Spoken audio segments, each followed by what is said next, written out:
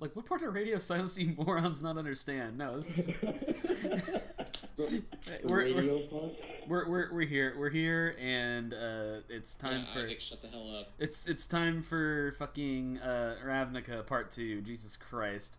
But he just needs to be quiet. He said radio silence. God, stop talking. What's a radio? Anyway. Yeah, so it's time for episode 2 of D and Dared and the Ravnican Knights. All right, woo! Yeah, take it away, Mark. God, take it away, Josh. All right, I'm taking it away. Okay. Oh no! Tyler just gave my whole campaign away. I have the power. Who's ready for Mirrored Moon Part 2? Oh no! Okay. The second death of Zalid. Oh no! I'll leave right now. I'll leave. Anyway. Alright, welcome back.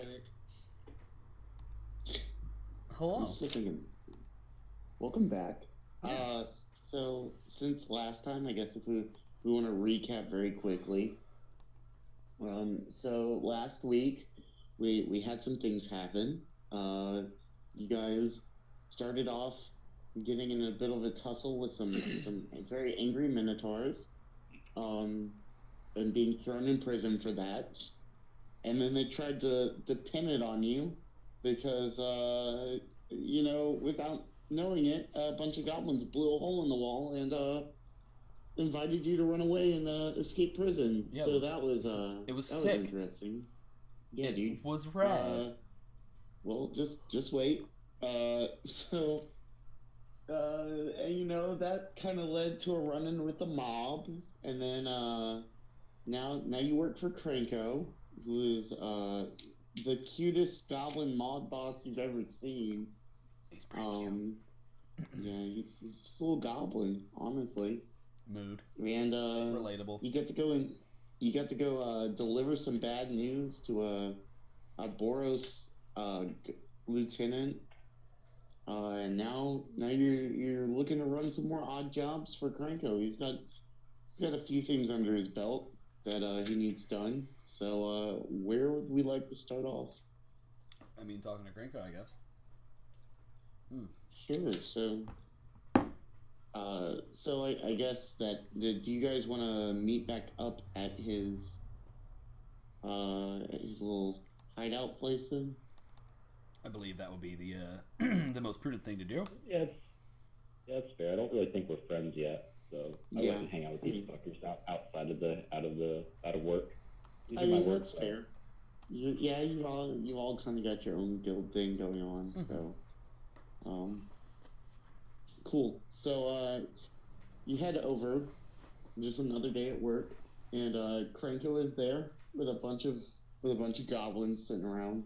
Hey. He sees you guys kind of like slowly come in the door, all kind of, I guess, nearly the same time. You're clocking in for your shift, kind of, and he's like, "Hey, it's you guys! I didn't know if I'd even see you guys again." Oh, boss, I'm always hanging around, boss. I'm never gonna let you down, boss. I'm gonna come in every day, boss. Oh, okay. You don't have to say boss so much. Sorry, we boss. know who's in charge. He's like looking at you. You're just like a little too affectionate, maybe. I'm sorry, boss. He's got that look in his eyes that you give to the puppy that's like the cartoon dog where he's like out of camera. You just see him bounce up into the camera over and over. He just kind of like puts his hand on you and just like pushes you down on the floor. Can the rest of the session just be you telling me all the ways he just rebuffs this?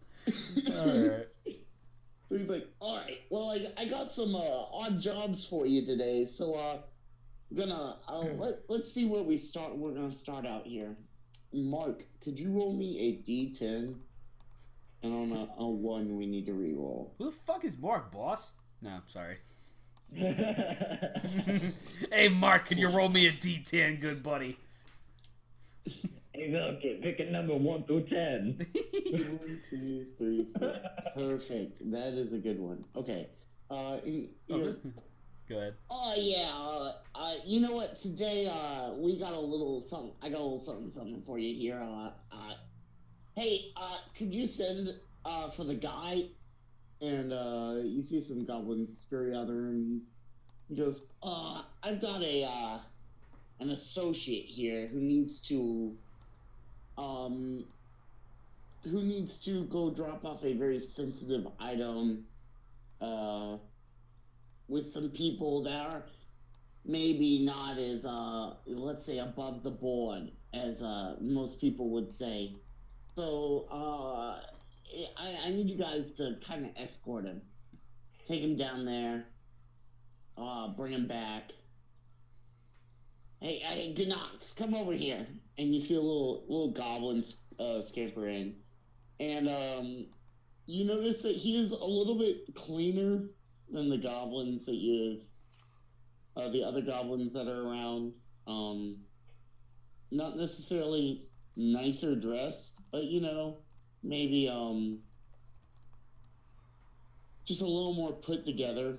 He's got a set of like welding goggles on his head, and a maybe a little bracer over his shoulder, and a little blowtorch hanging from his hip, and he's carrying like a satchel or like a traveling bag on his back, and it is very obviously full of something. And he's like, "Oh, hey guys, hey, I'm Nox. It's nice to meet you. It's not Gnox. It does have a G, but it is not Nox or Gnox. It's Nox. Franco, are these the guys that are gonna take me? I mean, I paid a lot of money for this. They don't look necessarily like, the normal detail." And he goes, No, don't worry. These guys will do. They'll be fine. Yeah, no, we way tougher than we look. Trust me, I've been doing push-ups all day. He's like, "Oh, okay. Well, I got a package I need to deliver for the Isn't League, and it's got to go somewhere very specific. In the sewers." What's in the bag? It could be a lot of things. I'm not really at liberty to tell as of now. It could be a lot of things, or it's a lot of things. Do you know what's in the bag? Well, I mean, it's like Schrodinger's bag. You don't really know what's in it until we're gonna open it. What the fuck is a But we're not gonna open it Schrodinger? until we get there. Some scientists, I don't know. I just need to know that you know that we're safe with this package. Oh yeah. We will probably be okay. I understand discretion and your importance in not telling me, but I do need to know that we're not in danger with more than we've already committed to. I mean, he does need an escort, doesn't he? We should be fine. It's just that there is some, it's the sewers. It's not necessarily the nicest place on the face of the planet. Yeah, I mean, we can do that. And it's just not the dirtiest place in the city, right? I mean, it kind of is, but I'm just trying to be positive. Yeah. It's just like crocodiles and zombos and stuff down there, and the boss really wants us to get there. So I kind of need somebody to take me. And I'm just a little goblin. I don't have any way to stop anything, so I'd rather not get eaten today. You need to practice your swings with a hammer, buddy. I mean, trust me, it's easier than you think. They make ones just for us. They're like 2 feet tall, and it's just like what? He's like, not really my style. All right. I thank you, by the way, for making every goblin have this this accent, because I was strifing over what the fuck I was gonna give her as a goddamn accent, and now I know. Bad Joey Wheeler impressions are the only impressions I have. So. Yo Yogi. So yeah. Hey, you! Anyway, let's yeah, Nax is ready. So- She wants to go beat shit with her hammer. Krenko's like, so if you do this, I don't know, we might be able to talk about getting into some of the bigger jobs that I got put around. I got something coming up that might interest you, but we got to see if you can make it through this first. Nax is now bouncing. She's Awesome. No, Bowser's just kind of ready to go. He's a little concerned that the package may be more trouble than it's worth, but cool. I mean, it is a package. So,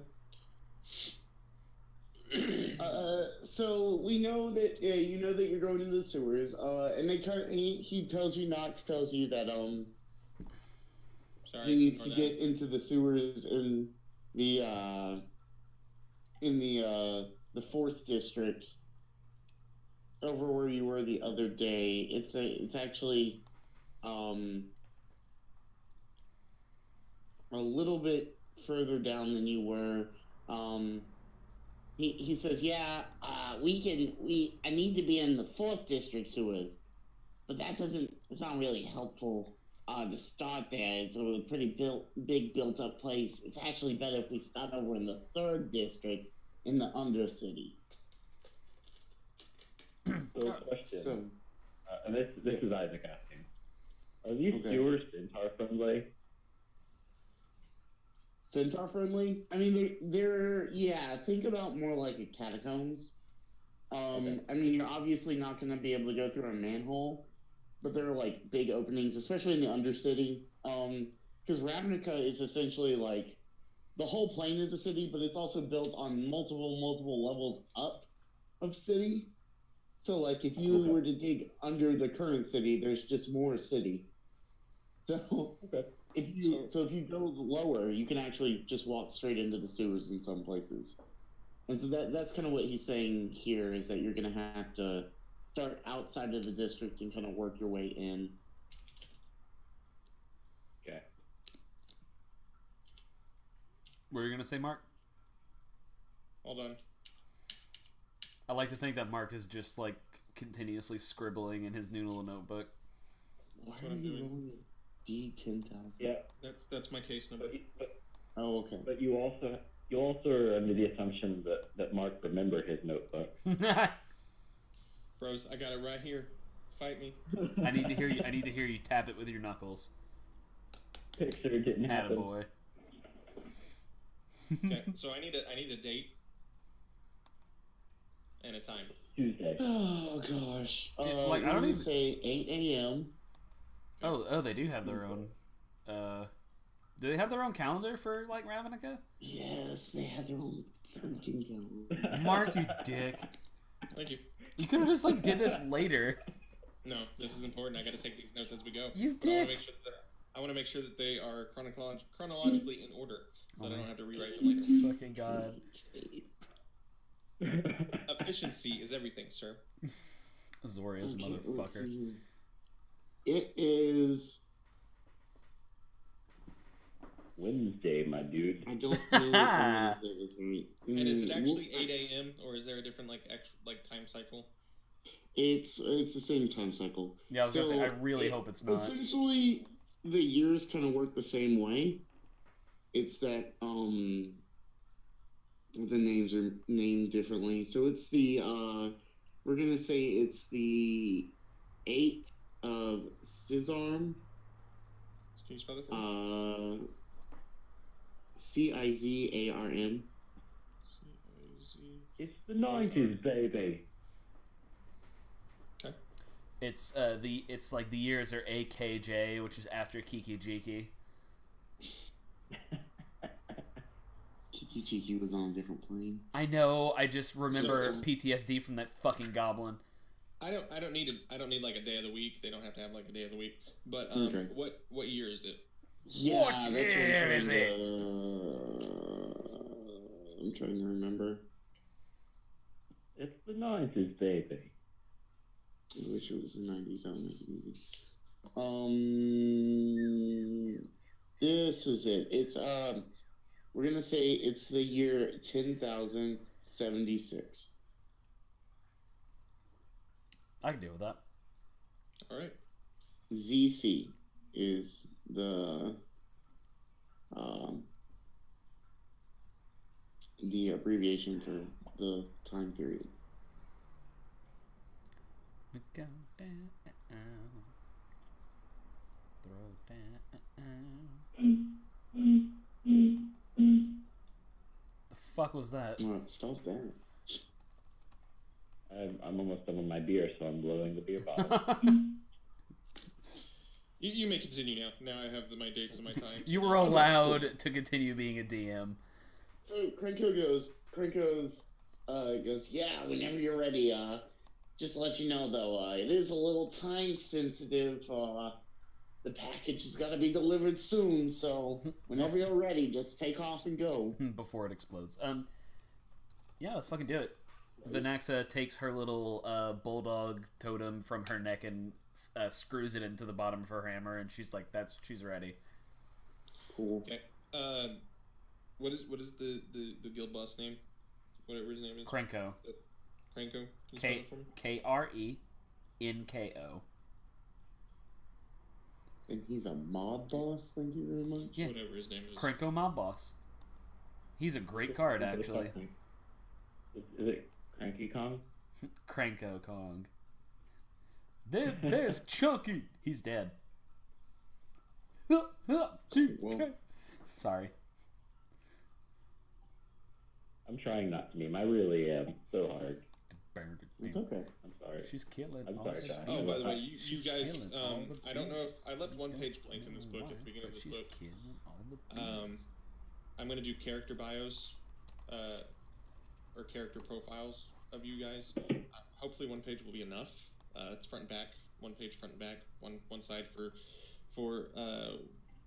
Max or whatever the hell you call her. That would and be then- her name, yes. One side for the Zintar. I don't know his name. I don't remember his name. Barazor. You're looking at Roll20 right now, aren't you? Yeah, and you want to know what names I see? Barazor, Vulcan, and I'm not Vanaxa. in. I don't see this. Where are you talking about? On the character tab. Oh, that's a tab. I forgot. Anyways, yeah. So just letting you guys know, that's a fun thing that you have to look forward to. Okay. Okay, now I am caught up. I have notes in there from this meeting. Alright, now we can go into it, I guess, 30 minutes after. That's cool. Yeah. Wait, is it actually 30 minutes after? Because I need to make sure that I notate the. Alright. It might as well be. Like, literally, Krenko's just looking at you the whole time and you're writing. We've been sitting Are up for you 20 minutes. going today or? Yeah, come on, Just big. 30 minutes later. Come on, big guy, let's go. Come on. Right. So you guys start heading out, and Knox looks at you and he goes, "Yeah, we gotta head to District 3. So let's just like jump on the train and go." And I will let you guys decide what's going on after that. I mean, Where we going? What are we doing? Do we need to get anything? Do we need supplies before we go? I appreciate you asking. Fuck, I I don't know. need some more ink. You did say we got... No, we didn't get it. Yeah, we got some gold. I don't remember how much. Fuck. Oh yeah, I don't remember how much either. How God much did damn it. God damn it. Aren't you supposed to be taking notes? I wasn't taking notes that round. No, that... Yeah, he's not... That round did not exist according to my notes. He's because not... I was a fugitive of the law. He's not an... Those reports have been handed in. He is not an accountant. He doesn't keep track of the expenses and the income. Yes, I do. I keep track of the expenses, just not the income. Oh, suck my dick. No, let's just... I say we go unless anyone else has any ideas. We're gonna say everybody's gonna start with 500 zips. Zips or what I don't now? know what that is. Oh yeah, we were discussing is. that. I forgot because I did all my stuff based off gold. I have 20 gold right now. What does that translate into? More than 500 zips. It would be Cool. like 20 Xenos, which would be like Listen. I know this is for setting authenticity, and I appreciate that. But like, we need to translate this shit to gold. I'm begging you. Did you say Xenos? Yeah, Z-I-N-O's. Z-I-N-O. Okay. Well, that Xenos are essentially going to be gold. Okay. And then you said we have 500. You should have Sibs. Yeah, Zibs? and it's 100 Zibs to 1 Xeno. That's silver. So The Xeno that's was silver. actually a lot. So that's Yeah, a Xeno was actually a lot. So, there's not a lower level, so it's probably silver. Okay. Well, that's the conversion, isn't it? It's 10 silver to 1 gold. Yeah, 10 silver to 1 gold. So if it's 100 to 1 gold, then it would actually, I'm putting in the copper space. Okay. Okay. That's fine. Whatever. So I don't have You said anything we to buy. Yeah, I don't either.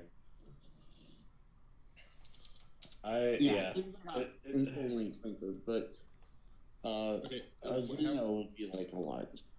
which I have 20 of those, so that's good. Yeah. That's a lot. 500 Zibs. Mm-hmm. Spell that for me. ZIB. All right, that is in my character sheet now. In the gold and copper spaces, Cool. like it says, 500 Zib, 20 Zines, because it cut off the rest of that. Okay, All right. So you guys get on the train and start heading to District 3. And as you get out, you notice that there is... the buildings look very decayed in this area.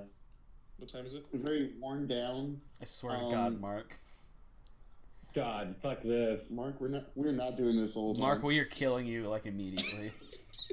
I hope you still have your elephant guy rolled up. Really? Bars are the peaceful Zintar is just gonna get pissed off with you constantly saying, "Does anybody have the time? Does anybody have the time?" We're just gonna call it like 9. Sure.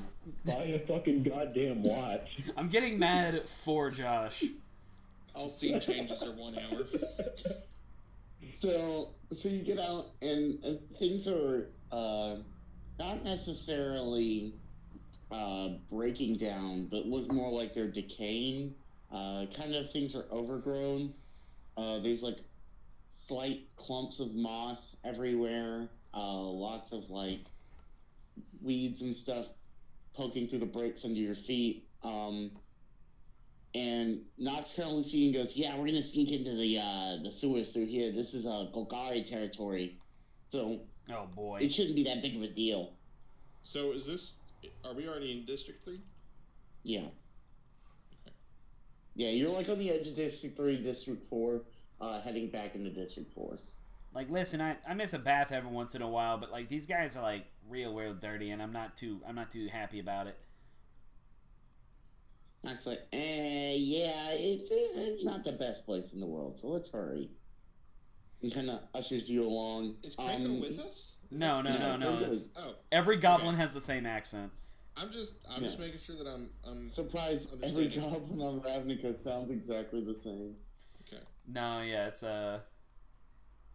It's your racism, dude. Your innate racism is kicking in. And... It's one of his class features is innate racism.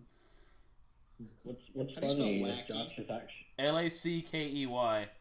Thank you. Josh is actually doing different voices. You're just racist in hearing them all the same. Yeah, Probably. you need to Sounds learn. right. Super in character right now. So We that's have probably to a teach thing. you how to Google shit, Mark. Anyway, Yeah. Golgari I territory. really feel like my character would legitimately ask. gold. I'm surprised I haven't asked the Goblin Lackey his name. I'm about to ask this angel to come down and smite you.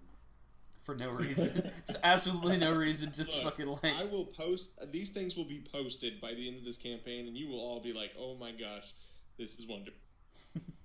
Okay, I'll so hold you to when that. we get done with this campaign, can we do a supercut of explaining shit to Mark? Ravnican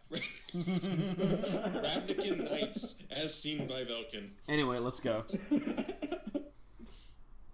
So he leads you around. It seems like Nox knows where he's going. because he makes pretty quick time in showing you down the street a couple blocks and over into kind of a shady corner where there's a big opening into what appears to just be a giant sewer pipe. As you enter, things get a little bit wetter, a little bit grosser. Do any of you have night vision? Goblin. Yep. Yeah, you should. I don't think Vidalkins have night vision. 60 feet, baby. Yeah. So, the further you get into it gets very, very dark. Yeah, I have no dark vision either. Holy shit! This Nox, is cool though, because like just gonna head to. Yeah. The first time you have a setting where humans aren't the only people, like, where the fuck am I? Exactly. No, it's kind of cool. And it's probably also not the best place to light a torch either. Probably not. Yeah. Nox is kind of just like scampering ahead when he suddenly notices that you have slowed way down. I mean, Nax is right next to him. Yeah. It's like, you coming or you just gonna hang back there? They got bad eyes. Hey, big guys, just like follow the sound of my waddles. You know, it's gonna be a little splishy splashy in here. He's like, wow, I didn't even think about it. I forgot. I just figured that we were going goblins. And Barzer says, I have an idea. And he, like, motions down to Nax and basically has him, like, motions for him to, like, climb aboard so he can, like, ride him and, like, steer him, basically. So he... Nax tilts her head and then she's like, yeah, no, it's actually, it's pretty solid. And she just, like, she goes up and scampers up top. Okay. I'm impressed that the centaur is letting anybody ride him. It's practicality. He's pretty chill. No, he's pretty chill about it. He can't see shit. It's literally just like, hey, if I have somebody like guiding me, I'm not gonna like go face first into this wall. It's great for you guys, but my guy over here is kind of thinking to himself. You're also like a wizard. I'm pretty sure you could just like. So I guess I have to look this up. I don't have any sort of light, dark vision or anything like that. You don't have like dancing lights or light. This is why you take those cantrips. Well, that's not what I take. Sorry. Let's see here. Penalty. Do you speak light? You know, I thought about taking comprehend languages, but I did not. Photonies. Fighting in complete darkness. Thank you, Reddit. Oh god. Yes, the greatest of all D&D supplements, the Reddit.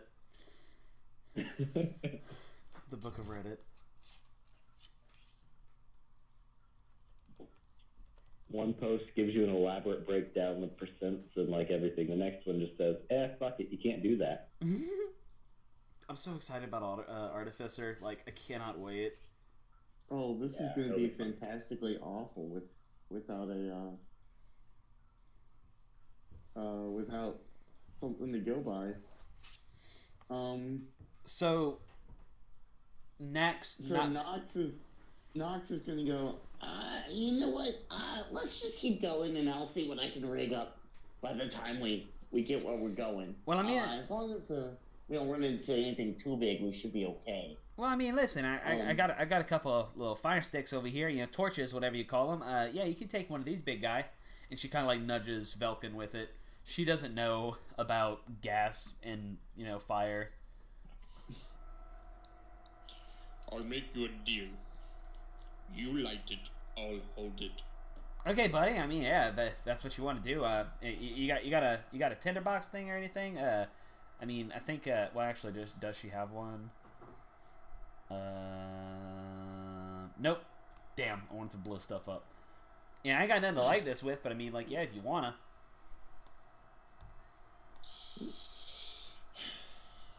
Pity. I have a tinderbox. I'll pull it out for you. I'm not gonna light it, but I'll. Velkin, upon hearing this, is turning around and heading towards the way that he came from. Yeah, I guess buddy doesn't want a torch. Nox is like, I come from a guild that's real good with fire. Maybe we don't do this here. Yeah, suit yourself, bud. She just chucks it behind her. She now has one less torch. Oh no. Nox just goes, okay, well, if we can keep going, I can see what I can rig up. And I mean, it's I don't have a whole lot to work with here, but let's see what we can do. And he goes, yeah. From this point on, I think somebody else needs to lead, though. I'm not much use in a fight. Yeah, that's why you got us, bud. That's why you got us. Let me at him.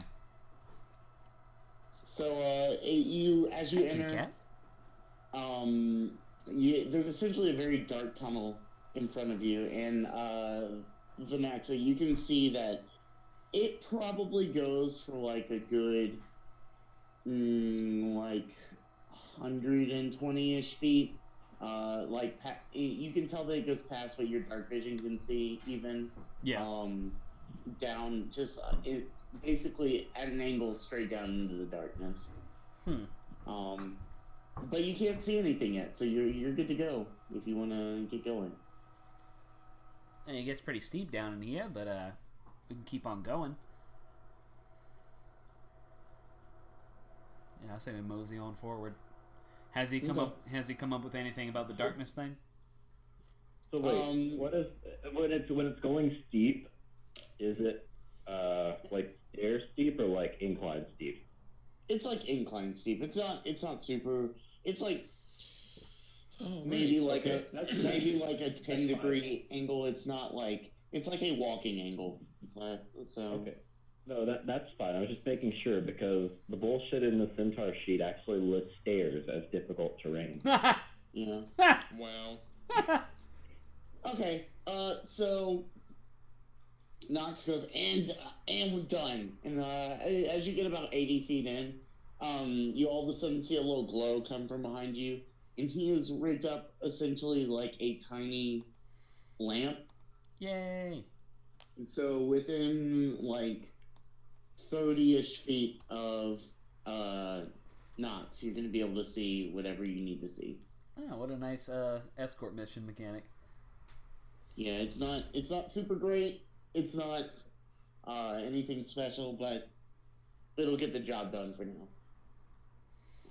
Yeah, so, and like for now, like I said, there's not much. It just keeps going down. Vanaxa, you can see that in another like 60-ish feet, it levels out and it keeps going. Mm-hmm. Very Final Fantasy 13-esque. We're walking down the straight hallway for a little bit. Hey, fuck off! I love 13. Anyway, yeah, let's scoot. Let's go forward. Cool. So you get down to the bottom of the ramp area, and you actually see that there is a branching path. One goes right, one goes left. And Nox kind of looks at you and goes, "Yeah, this is about how far I got on my own. And then I ran into some problems. So, if you want to help me decide where we're going from here, I would be more than interested in your opinions." So when we entered into the sewers, which way?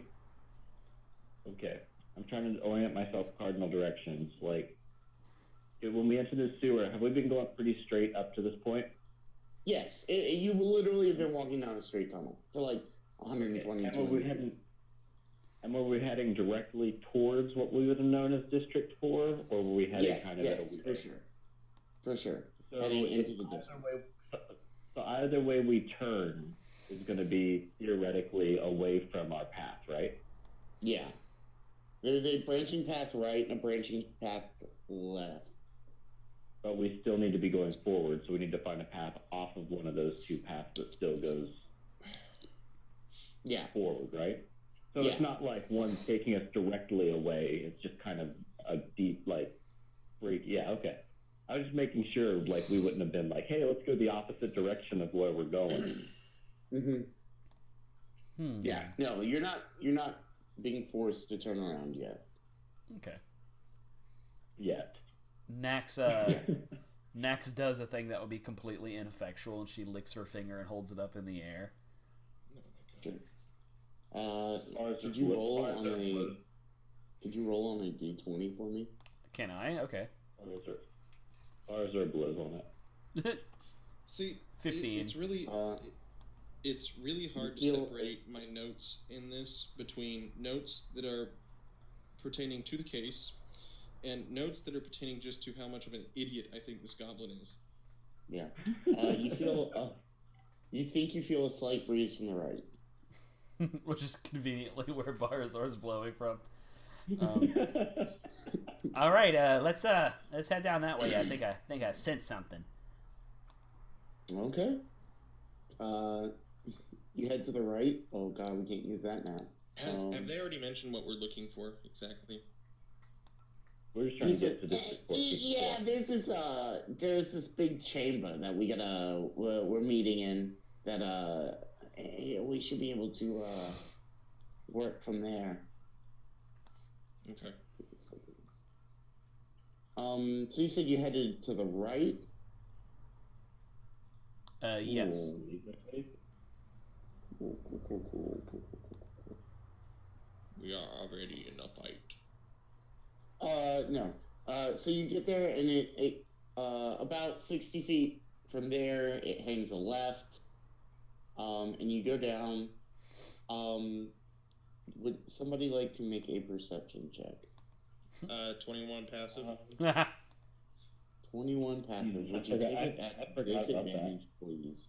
Because it is very dark. Technically, you're the only one that can't entirely see. I mean, we all have the 30 feet of dim light. Yeah, you have a 30-foot. Now, is that 30 foot? Is it in the 30 foot or is it out of the 30 foot? I don't. Maybe you should make your perception roll with a disadvantage.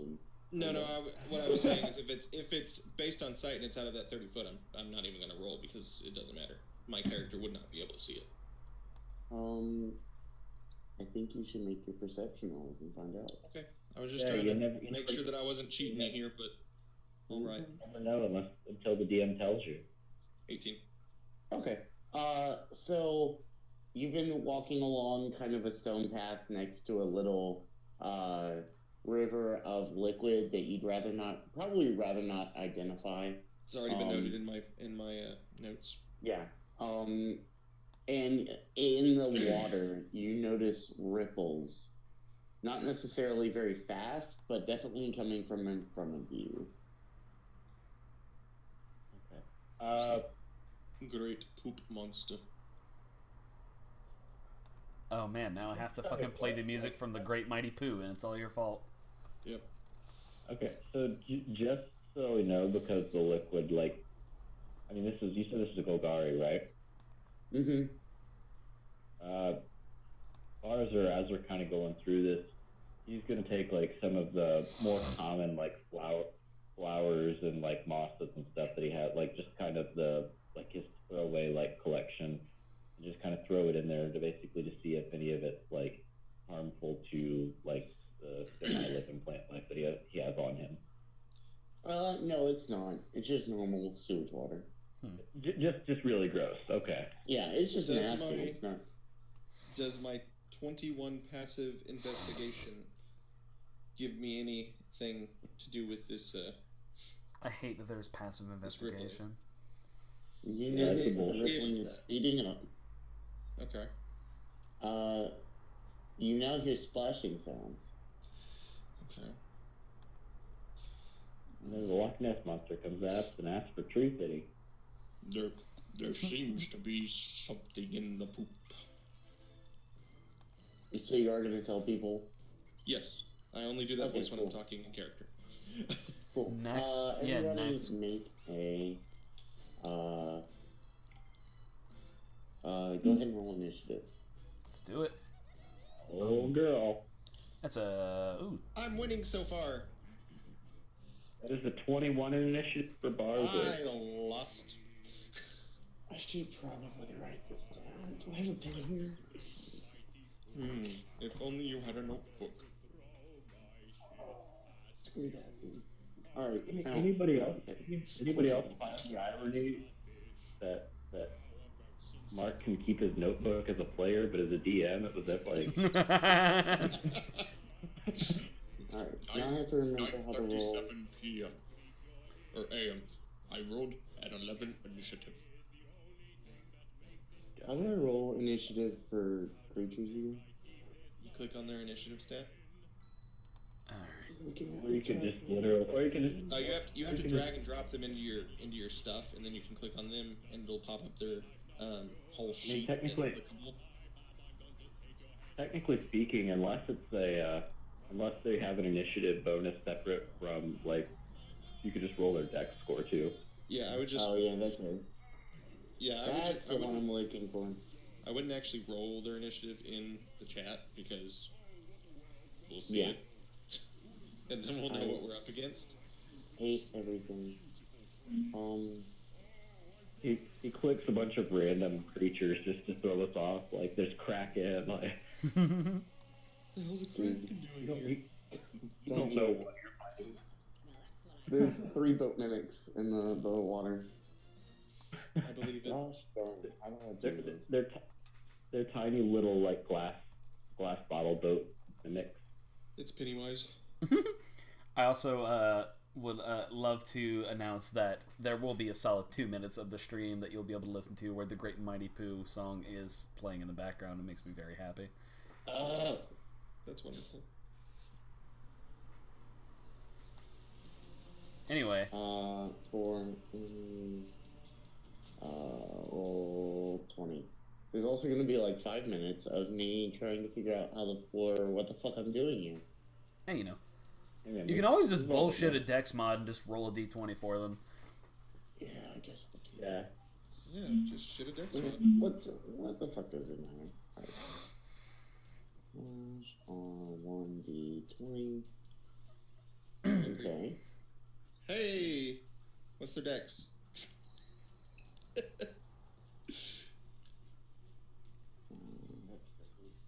I'm assuming they have no decks, or at least hoping they have no decks, because if that's the case, I go before them. You will go before them, yes. And I go before the one that rolled a 10. Okay, yes. Very, very, very easily. So it'll be our Centaur friend, then Vulcan, then Nax, then creatures in descending order. Anyway. Wow, I have no attack cantrips. If you have no light cantrips and you have no attack cantrips, what the fuck do you spend all your spells on, dude? Utility. Had a lot all of utility. Right? Utility's nuts, man. Like, you better pull your own. So I'll tell you before we actually start the fight. At this point, Vulcan and Berzar can't see anything, but about 80 feet away. It's close to the edge of your vision, Vanaxa. You can see eyes glinting in the water. Oh, God. Yeah. She hops down from Barazord and grabs her hammer and just starts, like, barking in that general direction. Okay. So, I have no vision on this, right? Not quite yet, no. Then basically the only thing I can do, I'm going to take the dodge action. Hell yeah. Okay. That's a good idea. I will also tell you that the water is not super deep. It's probably like a foot deep. That's kind of about it. It would probably be. That's a little deep. Yeah. Wait. It would probably be tough terrain for Vanaxa, but I don't think it's going to be impossible terrain for. She's 3'2". She's good. Yeah. Actually, I have a better idea. So I see the Naxa barking in that general direction, right? Yes. Mm-hmm. Okay. I'm going to use my Way of the Four Elements and use my elemental attunement. Are there any... So I sense Wait, I guess I need to know. Well, no, I could probably. Basically, I'm going to try and. It says as an action, you can briefly control elemental forces within 30. Well, it'll be 30 feet of me. No, never mind. I'm good. I'll keep that in my back pocket for now and just dodge. Just dodge. All right. So, in conclusion, you have done what? I'm dodging. Yes. Okay. That means it is Vanax's turn. No, it's Velk. So wait, is Oh, it's Vulcan's turn next? Yeah. is dodge an actual action? Yeah. Yeah, you can take a dodge action. What does it do? You get advantage on your AC, I think. Yeah. I didn't know these. Dude, there's a list of actions you can take in your PHB. Yeah, I've just never. I guess I've always like skimmed over the dodge or something. Nah, dude. Mm-hmm. Interesting.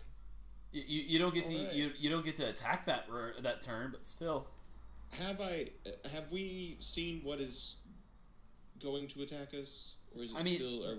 Vanaxa has seen like glinting eyes, Okay. but that's it. So I guess I'll go for the eyes. I mean, I don't think Vulcan has seen them. Falcon sees everything. If You you've seen have them, to- I've seen them. And even with a double move, you wouldn't be able to reach them yet. Yeah. They're pretty far down the hallway. How far down? Like about 80 feet. I could almost reach him because Centaur bullshit. Yeah, really. Yeah. I could like almost definitely reach them with spells. Whatever. Oh, yeah. I mean, and once you get within a certain distance of them, you should be able to see them. But remember, Nox is your light, so if you leave, like, you're going to be fighting in the dark. Also, like, staying near Vanax was probably a good idea. Just So saying. then what I will do, What the fuck is that noise? I don't know, not me. Oh, I just threw a couple beer caps. Oh, dude, your voice sounds so much better now. What the hell happened? Oh, well, that's good to know. My headphones died, so I'm back to my phone. Okay. Well, it has a better mic on it. Whatever. Beer makes you sound better. Makes you look a little better too, buddy. That's fair. All right. Anyway, so I guess I will take one of these nifty dodge actions too. Cool. I never knew they Vanaxa, what existed. would you like to do? Vanax is gonna take point at the light. And she's gonna fuck it. Yeah, let's take dodge as well. Is it a 30-foot radius or a 30-foot diameter? 30-foot on the radius. lantern? I believe he said radius. Radius? Okay, so that means that you could get 60 feet ahead of me. Yeah, we're getting a lot of crap on your end, Isaac. I don't know what it is. Okay. He's furiously masturbating right now. He's been trying to hide it, but Actually, I wonder if I can do it this way. I'm gonna mute my mic for a second, but I'll be right back. Okay. Okay. Well, hey. I'm going to let Nox go in between you. I'm still listening, but Nox can also see, like, the edge of the vision, something going on, and he goes, it's happening again. And he is going to scramble up onto Berzer's back. Hey, just keep that light floating, buddy. He says, okay, yeah, sure. Let's see here. And it is now the great and mighty Pooh's turn. Yeah, let me look here. How do I do this? How do I be a DM? Let's look at that. okay. So Okay. I'm gonna point this out because it matters, and unfortunately, it's gonna screw me and Isaac both. What, Vulcan is still writing? No. The way dodge works is we have to be able to see our attacker. Neither one of us have dark vision. I mean, whenever they come into view, you'll be able to see them. But what if they're shooting or casting or anything from Well, that in range? that case, then yeah. Exactly. So just keep that in mind. Okay, so the creatures are going to move closer in the water. And as they move closer, you can see Vinaxa, you can see big white sharp teeth and long noses.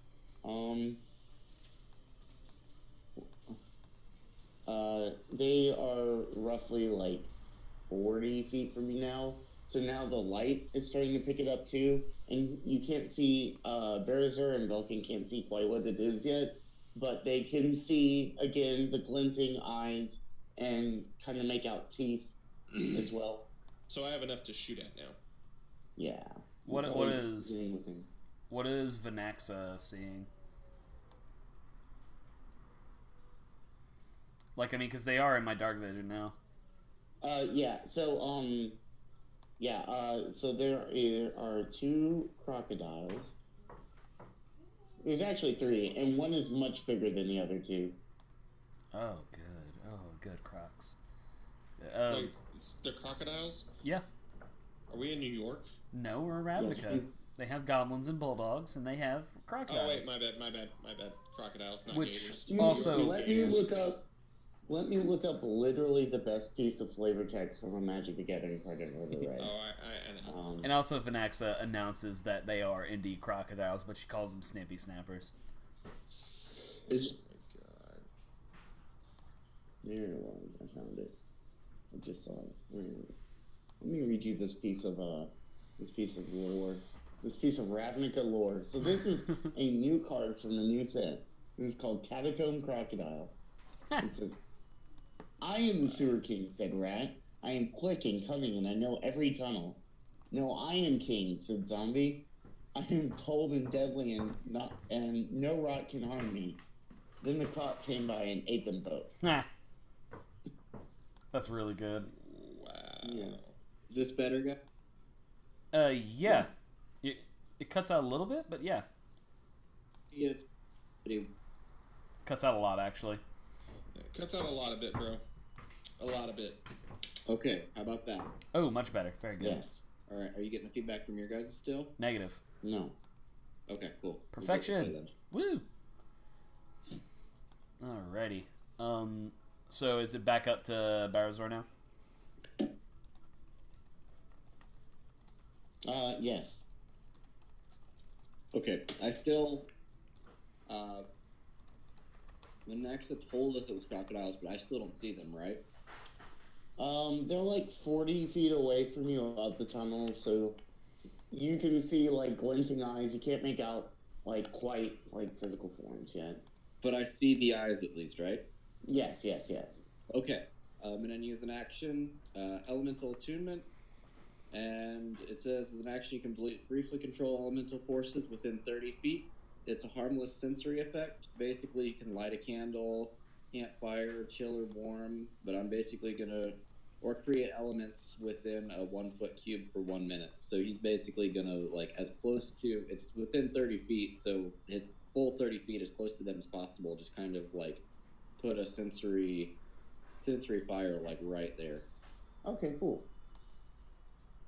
Yeah. Also, Nox climbed up on your back with the light, so That's fine. 30 feet is like centered on you now. Okay, yeah. So fire 30 feet out. It's harmless. It's harmless fire, so it's not like an attack. It's just kind of enough to create light so we can get more vision. Okay. Cool. Next up is would be Vulcan. Alrighty. Now we're gonna do that reckless casting. Question: was it enough for us to get full vision on them, or is it still kind of just like there's random fire? Yeah, you can see him now. Okay, cool. Oh, okay, I read that wrong. I was like, "Are you freaking kidding me, game?" So I rolled a 5 on my reckless casting table, and 4 was light. But the way it was positioned, I thought 5 was light, and I was about to be really pissed. You can see really well now. But no, it's poison spray. So okay, well that is gonna be something. yeah, telling me to pull my own weight. I got spells; they just don't happen when I want them to. What does poison spray do? Well, Move your hand towards a creature you can see within range. And I am not in range, so, yeah. So, unless you want me to poison my team. God, fuck. The creature must succeed on a Constitution saving throw or take 1d12 poison damage. Oh, yeah, they are out of 10 feet. I'm fairly certain I have resistance to poison anyway. So, yeah, it's up to you on that one.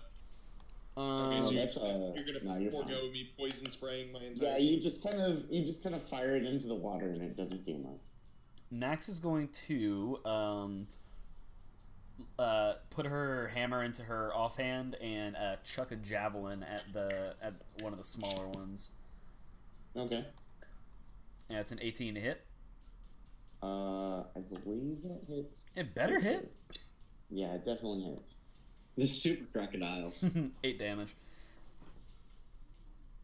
Yeah, so you nail it like pretty square in the back, and it kind of riles up and it looks very, very angry. Whereas before it just looked very, very hungry. Come at me, bitch. Come on. Also, go ahead. Oh shit, that's the sound of the police. Yeah, welcome to living in Lafayette. So, next up is the crocodiles. The first one is going to move, and it is going to make an attack, a bite attack on, let's see here. So, we're in order, and they're there. It's going to make a bite attack on Berazor. Okay. Go ahead and do that, but yeah. It is a... Let me look at its 16 the AC if you don't want to disclose AC. Yeah, yeah, that does not hit. So it misses. I'm going to use Vinax's reaction to use my Sentinel attack for the turn and whack it with my Warhammer. Okay. 14 to hit. That hits. Yeet. As it bites at Barazor, she, lets out a nice little snarl and just brings a Warhammer right down on its head for 12 damage. Well, heck, dude. It hecked it up. It is looking very rough now. He caught it in the side of the head, and now it's got a good-sized dent. Like, good. It's looking messed up. Hey, stay back from Pony Boy. Seeing that, the next one is going to move up and attack you. That's fair. So that is That's a big old fat miss, my dude. 17 AC, baby. Oh, wow. Okay, yeah, that definitely misses. And the third one is going to move up, but hang out behind the other two crocodiles. Got he. The big boy. And that means it's going to be Barazor's turn again. Alright, so that's the big one in the back? Uh-huh. Alright. I'm going to use...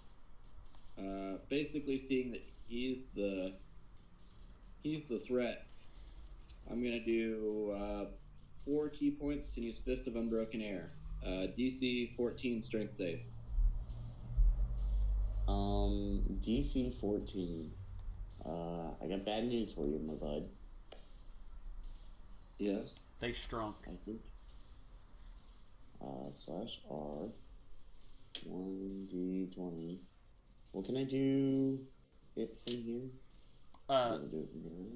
Quick efficiency tip. If it's just 1d20, you don't have to put the 1. You can just do d20. Oh, really? Yep. That's super helpful. Oh, wow. Maybe he's gonna fail this. Yeah, he's definitely gonna fail this. Oh, Okay, girl. well, So, that's going to be 26 bludgeoning damage. Hot diggity shit, oh are you my kidding me? goodness. And it's pushed 20 feet away from you and knocked prone. Whoa. Okay, so you hit it with just the biggest gust of air, and it is thrown down the tunnel, like several feet, kind of like head over heels, and hits the corner of the walkway and falls down, and looks like it's struggling to get back up. Someone's back just wiggling around. Yeah, basically. Okay. Next up is Vulcan. Did we lose a mark? No, I just rolled in there. Okay. Ah. We got a thorn whip. Okay. Why are there no thorn whips in the freaking? It's probably not from the PHB. It's probably from like Volos or something. Okay, let me pull up D&D Beyond. Yep. Welcome to fun spellcasting in Roll20. Also, Josh, I wanted to let you know, I'm currently curating a list of things and stuff we've encountered in Ravnica, and putting appropriately juxtaposed cards that exist, so that you can eventually build a Ravnican Knights card block. So it's only got 5 right now. It's got the Transgo Promenade, Minotaur Aggressor, Azorius Arrestor, Krenko, and the Catacomb Crocodile. But after a while, I'll probably like do things like, you know, that help us with like Dramatic Rescue will probably be a good one for the jailbreak thing. But yeah, you know, stuff like that. Yeah. So Vulcan, which one are you targeting, by the way? Just the closest one to me. Okay, so that's the one that was attacking Vanaxa. Okay. Does a 15 hit? A 15 does hit. Okay. Fortunately, it's not a lot of damage, but... Oh, this is awful. This is an awful thing. This is a very awful thing. What have I done? Do you remember whenever Thorn used Thorn Whip in the original Mirrored Moon to, like, basically pull a head out of the stone for, like, 5 minutes? Uh-huh. That was great. Uh-huh. You know what I'm about to do?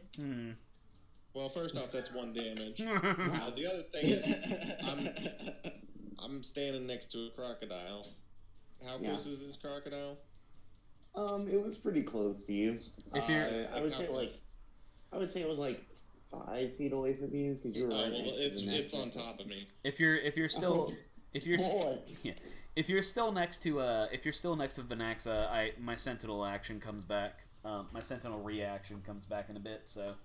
Oh okay. no. Yeah, because with Thorn Whip, if it's large or smaller, I pull the creature up to 10 feet. Well, you are now standing in the crocodile. Congratulations. It says up to 10 feet. It is right next to you. It essentially moved 5 feet closer to you and away from Vanaxa. Like, you essentially moved it. I'm helping, guys. I'm helping. The total of 1 square away from Vanaxa. We'll have to move to attack Vanaxa again, but I don't think it's probably going to do that. No, this is great. You kidding? Anyway, next up is Vanaxa. All right, hell yeah. I'm gonna go and do some actual damage to the one. Well, I was gonna say we do have the one that's like kind of really fucked up from earlier. What are they all like kind of equidistant from the party? Yeah, so one's to your right and one's to your left, essentially. Okay, sick. The one to the left is the one I've walloped a couple times, right? No, the one to the right is the one next to Barazar. Okay, I got it. Yeah, it's the one that is hecked up, man. Yeah, we're gonna go ahead and go in on that. We're gonna do another Warhammer attack, 15. That hits. All right. The one that was right next to me. All right, that's an 11. Yeah, so you hit it and just cave its head in. Gotti. Like, it just squishes. And Nax just, like, you know, celebratorily jumps around, just like with their hammer. It's just like, that's why you don't mess with Crickle's boys, boy. Alright, so the next one is the one next to Vulcan is gonna attack him. It is a 15. Reaction. Oh boy. So it does not hit. No, it does not hit. Okay. And I'm sorry, Josh. I'm gonna use Sentinel to whack it. Nope, that's a miss. Oh my gosh. Yeah. Wait, how are you positioned? They're both equidistant from me. If I could do it at the one. What I was saying is, are you flanking? Are we getting that no, advantage? it's no. If any target attacks anything within 5 feet of Vanaxa, she can swipe at it. Oh, okay. Once it's her reaction, so it's once per turn, but still. Gotcha. All right. And the big crocodile is going to use its turn to get up. Get up. Bah. Just kind Really of stands up. didn't want to burn that right now, but I don't want to take any damage. Yeah, you're good. Well, it's Bowser's turn right now, so. Okay. Bowser is going to run up to the big croc and do a two-handed quarterstaff attack. Yeah. That is a 18 to hit. Boy. That hits. And that will be 9 damage. Okay. And then as his bonus action, since he moved more than 30 feet, right? Yeah. Okay, so he'll get a charge action and he gets a hoofs attack out of that. Okay. And that will be a 13 to hit? That misses. Okay. How much movement did I have to use? Well, it was at least 20. Okay, Right? he's gonna basically back up about 10 more feet using his mobile feet. Since he took an attack, he does not invoke opportunity attacks. Okay. Okay. Cool. Next up is Vanessa. All right. Since one of the little guys is aggressing at Vulcan, she's gonna take a swipe at him with ye old Warhammer, and it's a miss. Time out. It's my turn. Oh, Yeah, no. It's okay. Then I take that back. Yeah, fight me, bro. I'm gonna take my action to attack Vanaxa or No, whatever you the won't. hell this goblin's name is because she's trying to steal my thunder. Bark, bark, bark, motherfucker! I'll rage at you, motherfucker. Let's go. Let's do this. Oh, Come at me, Scrub Lord. I'm ripped. we made it the second session, and Mark's re-rolling characters. Shocking grasp. Okay. Does that need a... Are you for serious? No, not you. Oh, I was about, are you for real That's attack? just- I was like, that's the spell that motherfucker, I we rolled can on my go left if you wrist. want to. No. Let's do That's this. the spell I rolled. Let's fucking go. Chill, lady. Crocodile's just like, fuck this shit, we're out. You're like, oh shit, they're turning on each other. They're crazier than we are. You tried to turn. Oh my god. Yeah, you have to make a melee spell attack. Yep. So back up Go to for that it. thing. 23. That very much hits. I thought so. I really thought so. There's nothing you can do to stop that.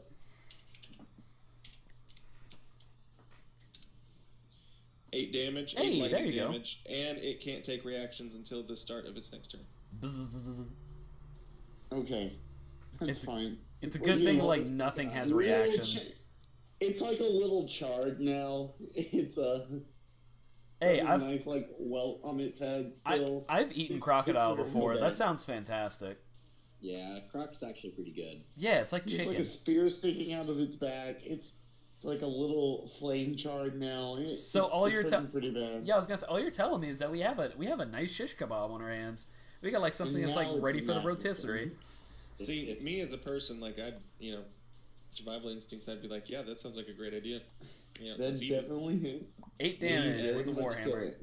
What Bowser the? doesn't Okay, get very much kill it. fortunate. So Vanaxa like sets herself up next to the crocodile and like basically does a golf swing to just smack it That in the was face. exactly what I was gonna say.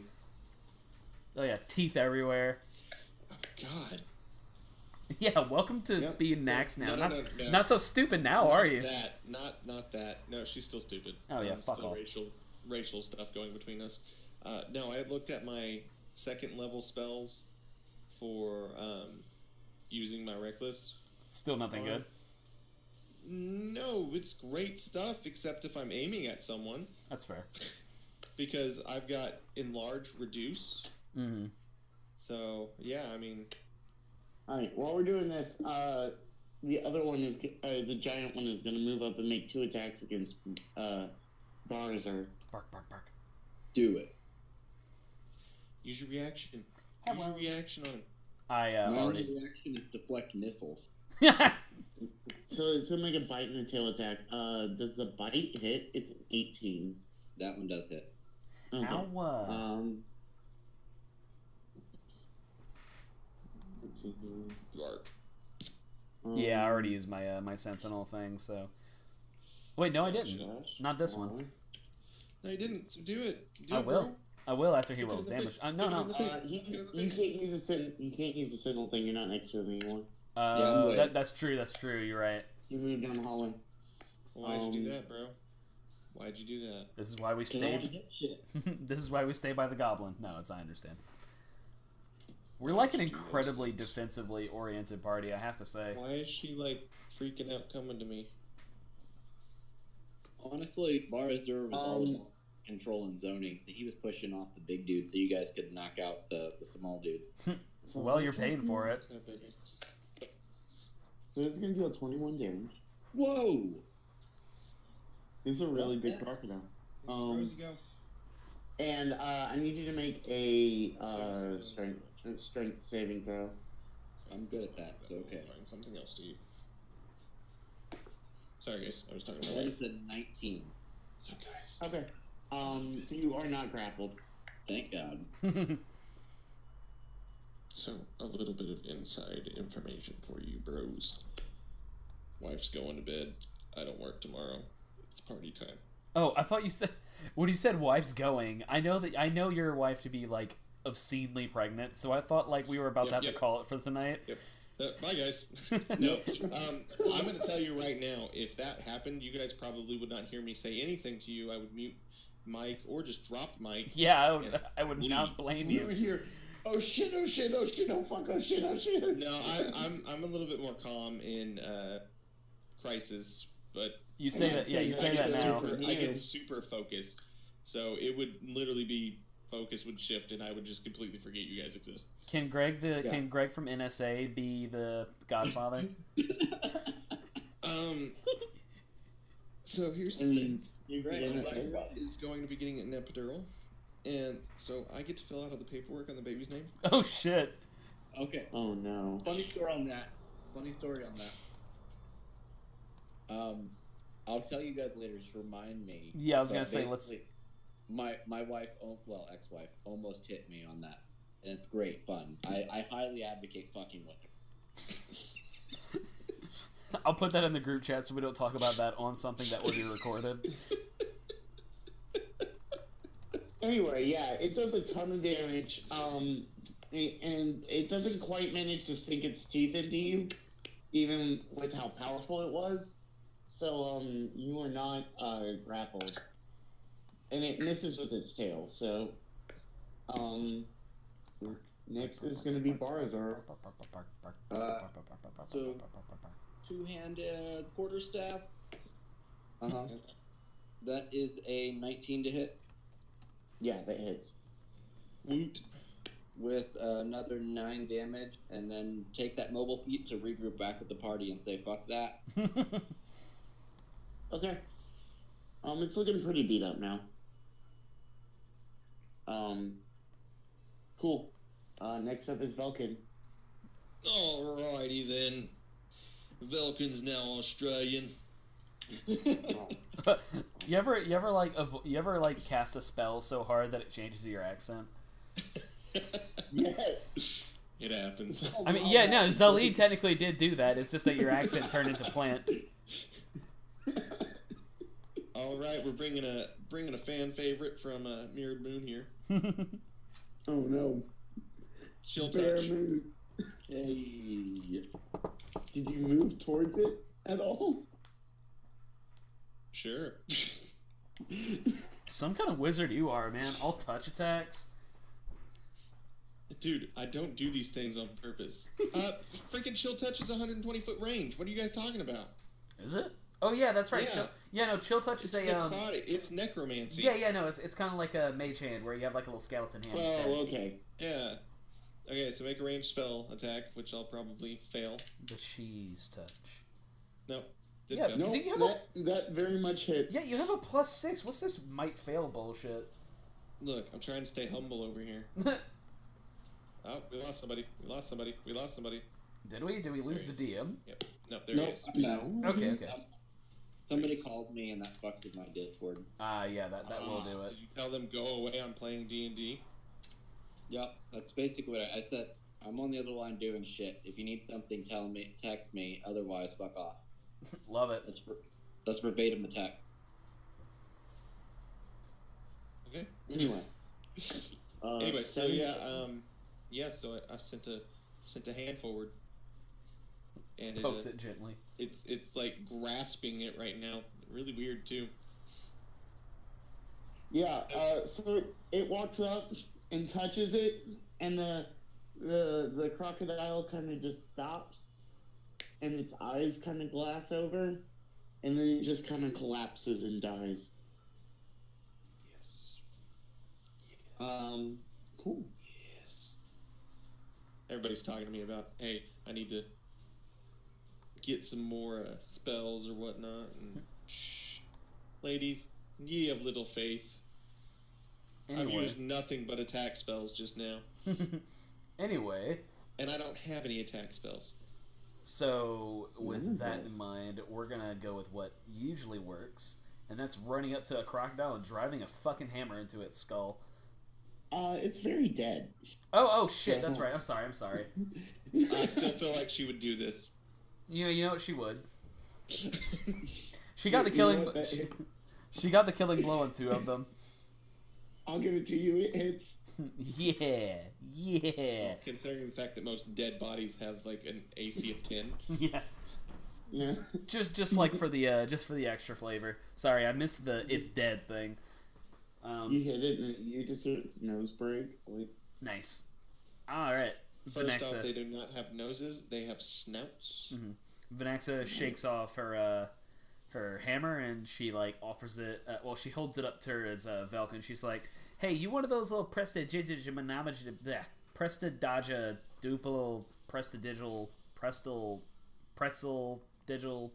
people?" No, I am not a magician. Yeah, but like you don't have to be a magician to prestal magitize something, right? Useless parlor tricks are for magicians. Yeah, but you can like clean off a hammer or something like that, so I don't have like crocodile guts on it. Clean your hammer. Okay. Can I like rub it off on your robe or something? I will kill you. I mean, that's not very nice of you. That is not very kind of you. We're all work colleagues of sorts. Let's all just get along. Barzor is now Nox Nax's best friend. Congratulations.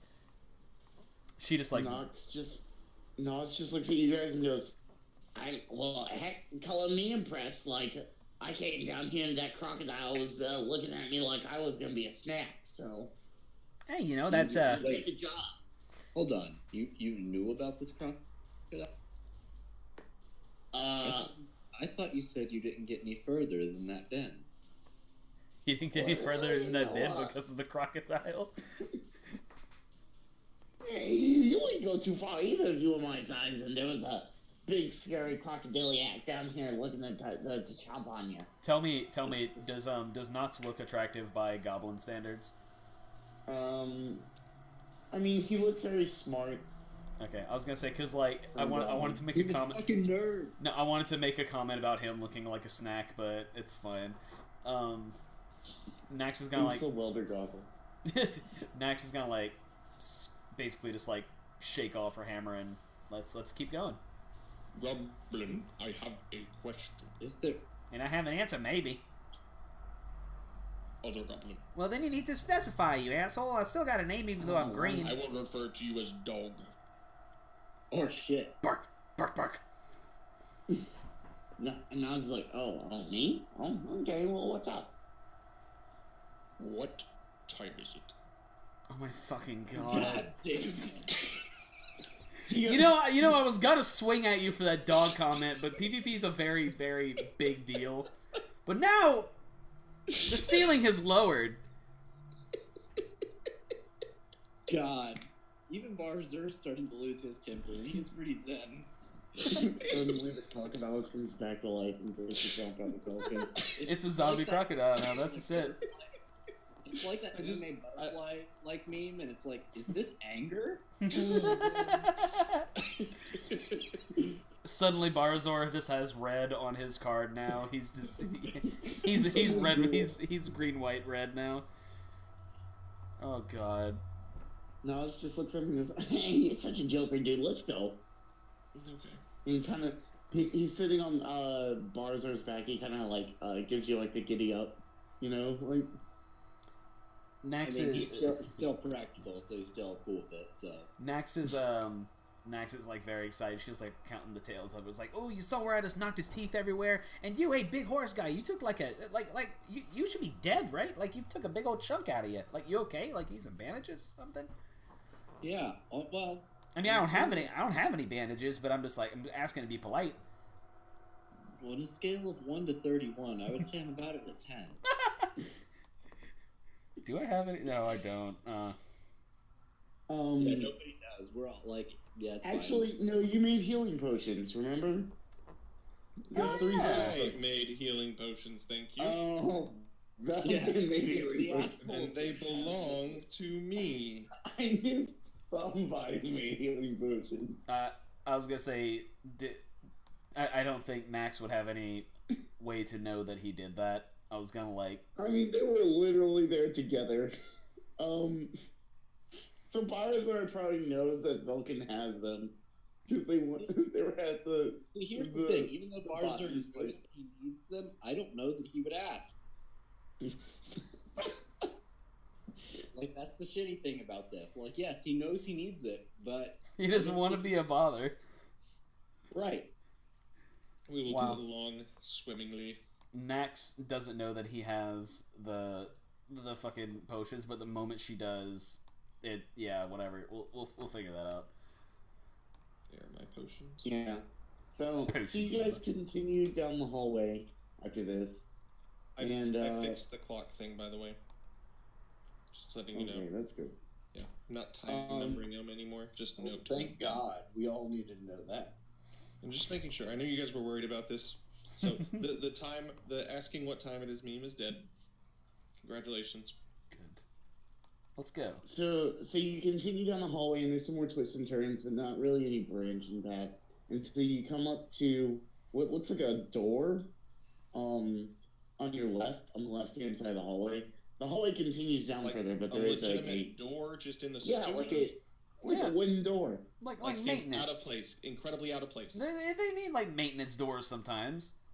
Yeah. It's a fantasy sewer, dude. They practically have like mansions down here. Okay, so remember that it is like a catacomb-esque type sewer. Okay, so it's DM speak. okay. So the DM can But da. Anyway, yeah. So it's a wooden door. It's a normal wooden door. I'm going to do an investigation check on the said wood. Well, can I just take my 21? Yeah. Okay. So investigating wooden door. It is a normal wooden door. God, this fucking bottle is there. It is a normal wooden door. Congratulations. Yay. Thank you.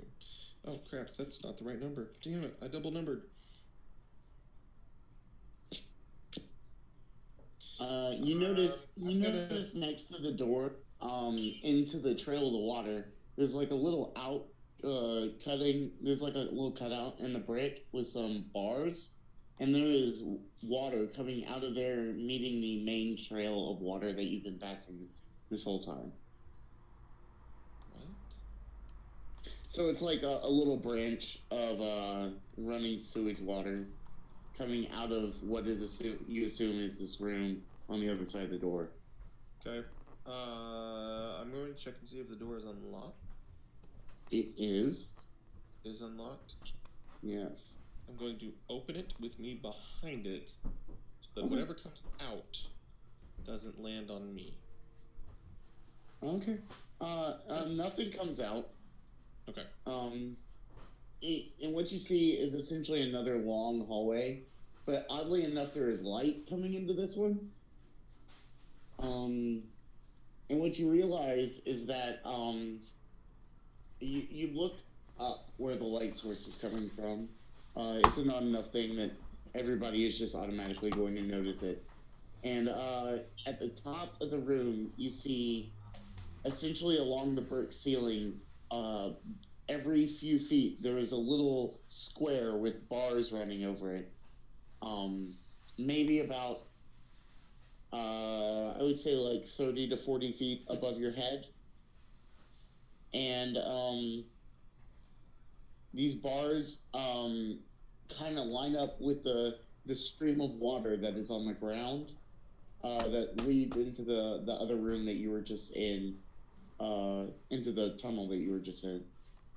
And as you're watching this, all of a sudden one of the little lights gets covered up and some fecal matter falls down from the bars into the sewage below. I was gonna And say. then very slowly a little piece of toilet paper just puffs down. I thought you were about to make us roll dex to avoid getting shat on. No. It's further down the hallway. And you see Nas just goes, "Oh yeah, this is it." Hey, would you shush? Wait, what? He's like, "Oh, don't worry, they can't hear us." It's like, there's something like, soundproofing or something. I don't know. But we're all the way down here. They can't hear us. Yeah, help me get set up real quick. Do we hear? And Do we hear grunting? he hops down off of Bar's back. Dude. Like, listen, I've been in a lot of fantasy games where we go to sewers and everything, but I've never been in a game where we're directly underneath the people shitting. This is incredible. And you see. What are we planning on doing? Not get shit on. That's number one. He's a very, very First of blatant all, scat fetishist. This is our D&D game, so you were gonna get shit on at some point. Maybe this not is in a this physical is sense, all that but Josh in a wanted to get metaphorical to. It was one giant elaborate ruse to shit on people as revenge for Zully.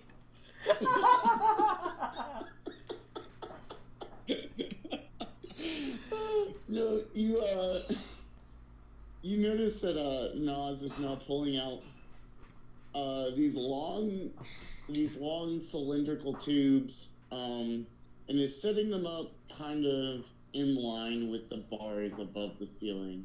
Hey, buddy, you fucking serious? Like, what? No, The no, like that. He says we gotta blow those up. We gonna... Oh. For why? He said, well,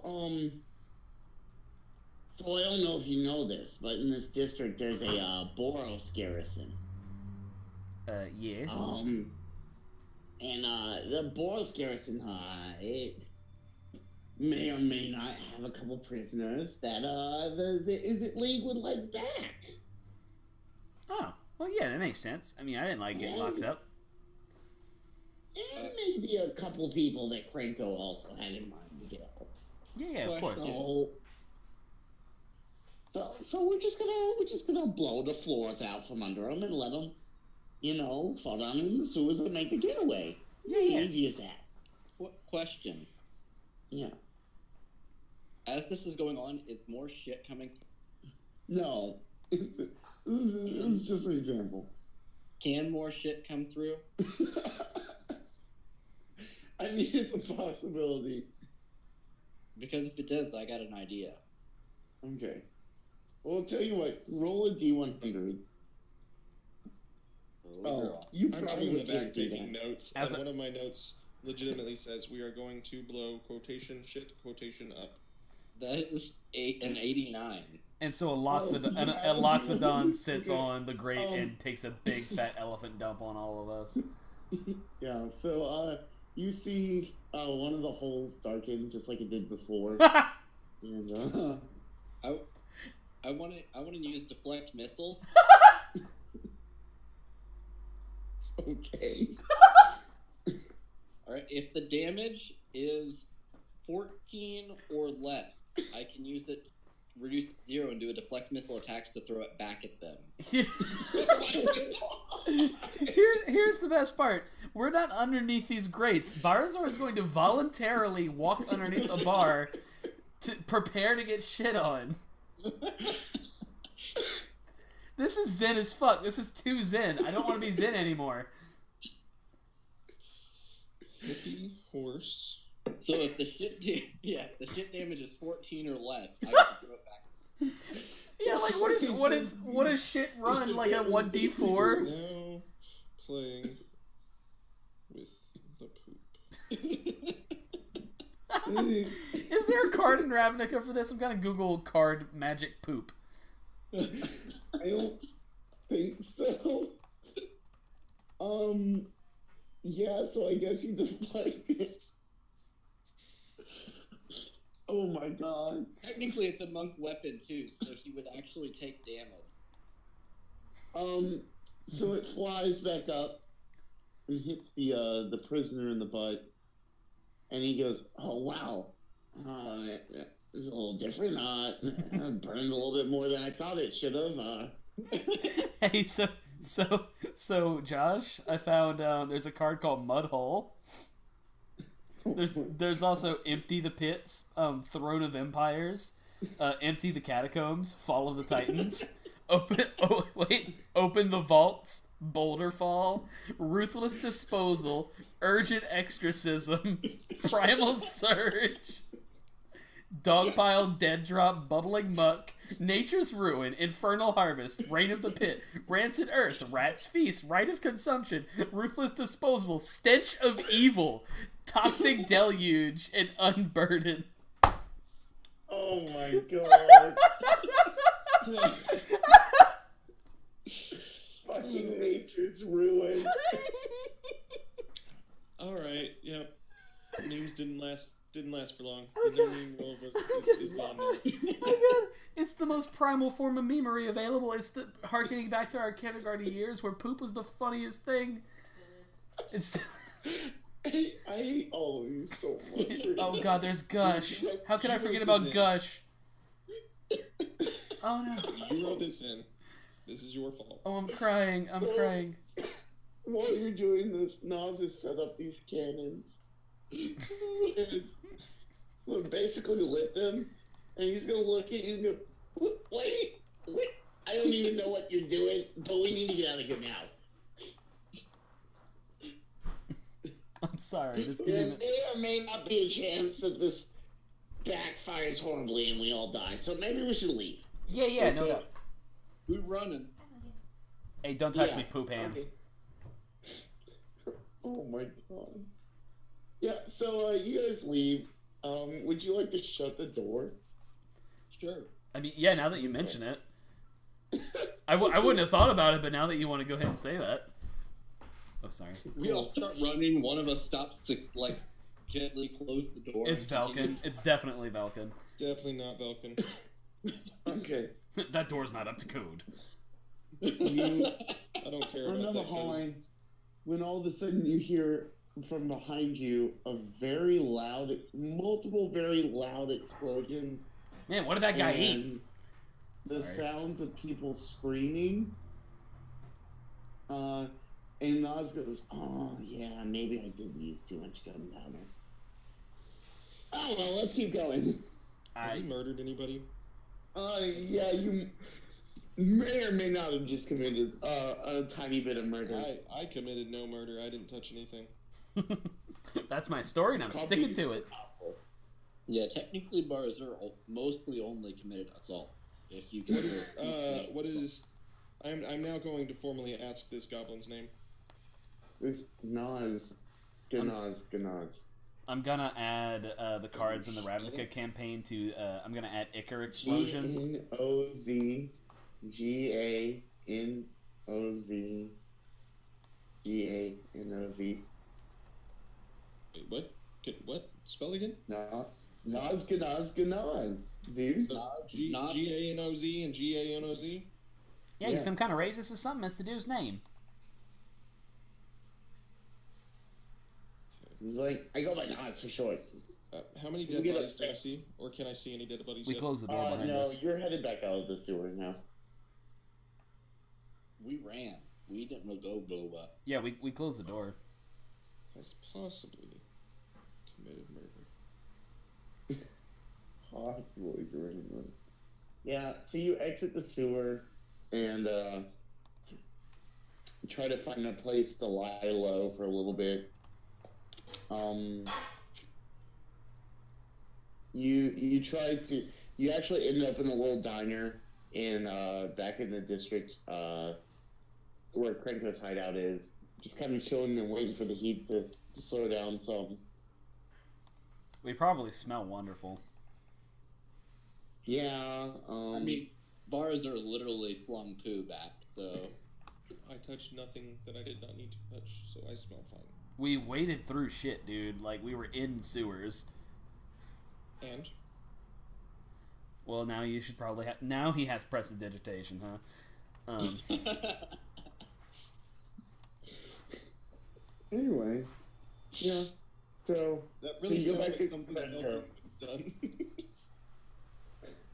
So you go back to Krenko. Oh my god, would you stop? And,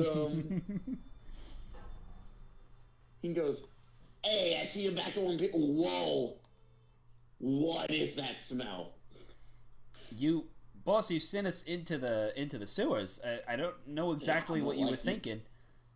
You didn't think to stop and shower on the way back? Like, I'm a goblin, but come on, dude. I don't, like, my bath is, like, literally over here, boss.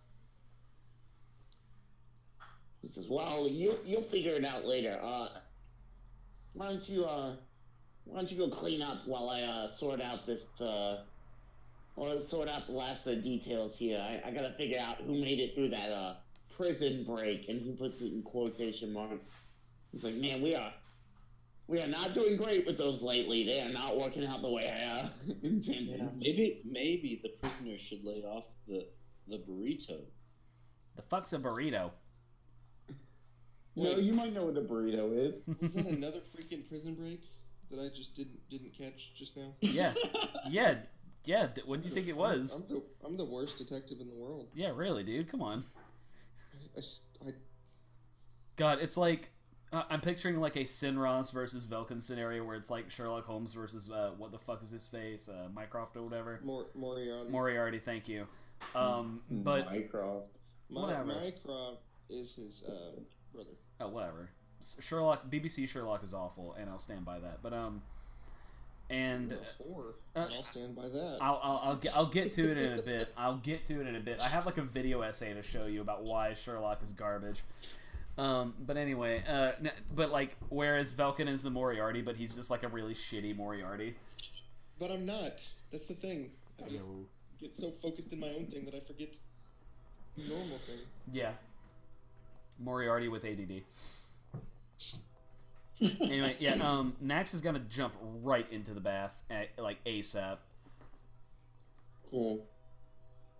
I mean, Barzer would, he would definitely do it. Like, he's cool with it. Cool. Yeah, So she's everybody goes and gets cleaned up. Yeah, she takes a bath with her dogs. I mean, Bar's course. never wearing clothes anyway, so it's not like that hard for him to jump in the water and just be like a wet centaur when he gets out. Yeah. I mean, I'm assuming that the only thing that's, because you said we waded. How deep? It was like a I am foot deep. Okay, It's like a foot deep. So my boots need cleaned. Yeah, probably. I will clean my boots. I'm not getting naked in this place.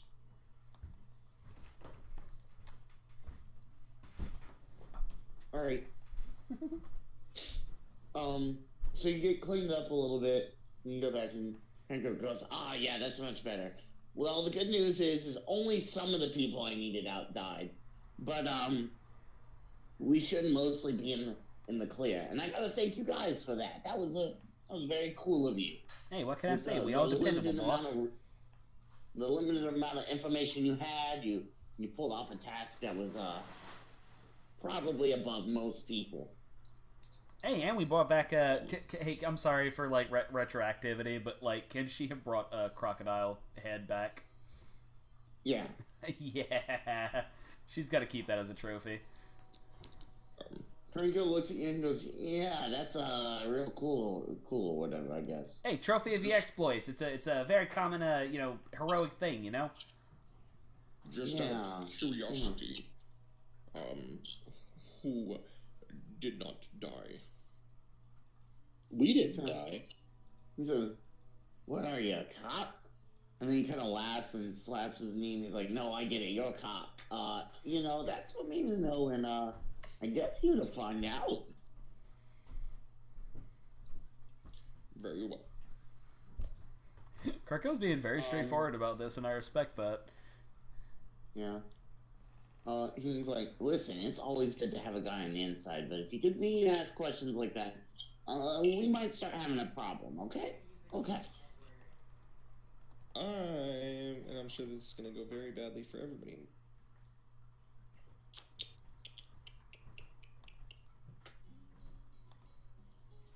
I'm just needing to know who I need to cover up.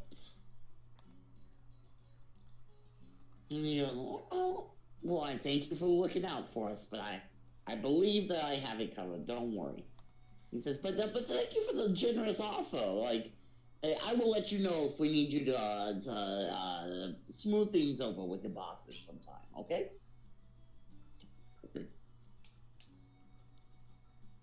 He took that as a genuine, sincere,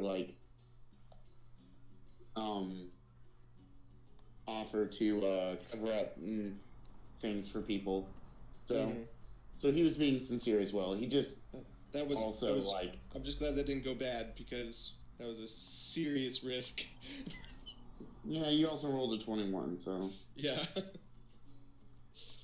And he goes, okay, well, I think it's time for us to plan something a little bit bigger for you boys. You seem to be handling yourselves just fine, getting along. Why don't we say it's time you step up to the big leagues? Follow me to my back office. And he kind of hops down out of his chair and opens a side door that you didn't see earlier, and kind of ducks through. And a couple of the goblins come up and they're like, we'll show you the way. And they take you to basically what is another room. It looks more like a boardroom for a meeting. Like, imagine The Godfather. Cranko's sitting at the head of the table as you walk in, and he offers you some chairs towards the end of the table. Naxpot, practically just rolls in. Yeah. She's very excited. Okay. Vulcan borrows her? No, I'm in there. Yeah, you'd be pretty chill about it. But I got my notebook out, like always. Okay. So you guys have a seat, and he goes, all right, gentlemen, today we need to talk about a slightly more sensitive topic. This is gonna take a little bit more planning than just go to side A, do thing A, come back, if you know what I'm saying.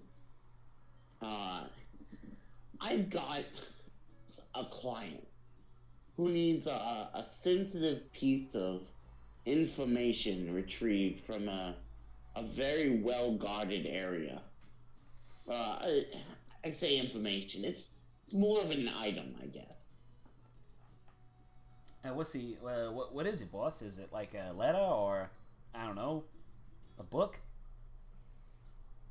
The contents are not known to myself. I have been told that in the Wait. Yeah, you guys all cut out. 1 second. Yeah, there's a big cutout there. I'm gonna try to migrate the server location real quick. Yeah. Sorry about that. The server settings overview change to let's try US South. Save changes. Okay. So where you said not known to myself is the last thing I got. Yeah. He says the contents are not known to myself specifically.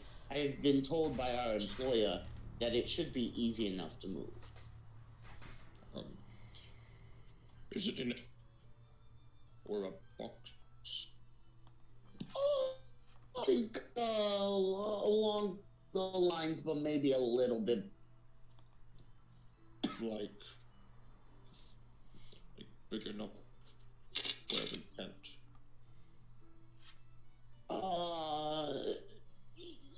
You will not be able to. you will be able to carry the item out of its current place. But thinking of a chest is probably the right place. And he kind of leans in and he says, "Gentlemen, I'm going to ask something of you that I would not ask of many men. And it's less because I believe you can complete it, and more because I think you're stupid enough to try." Hey, thanks, boss. Not a compliment. He looks at you and he goes, "I would like you to rob the Orzhov." That is probably a little further than I would like this to go.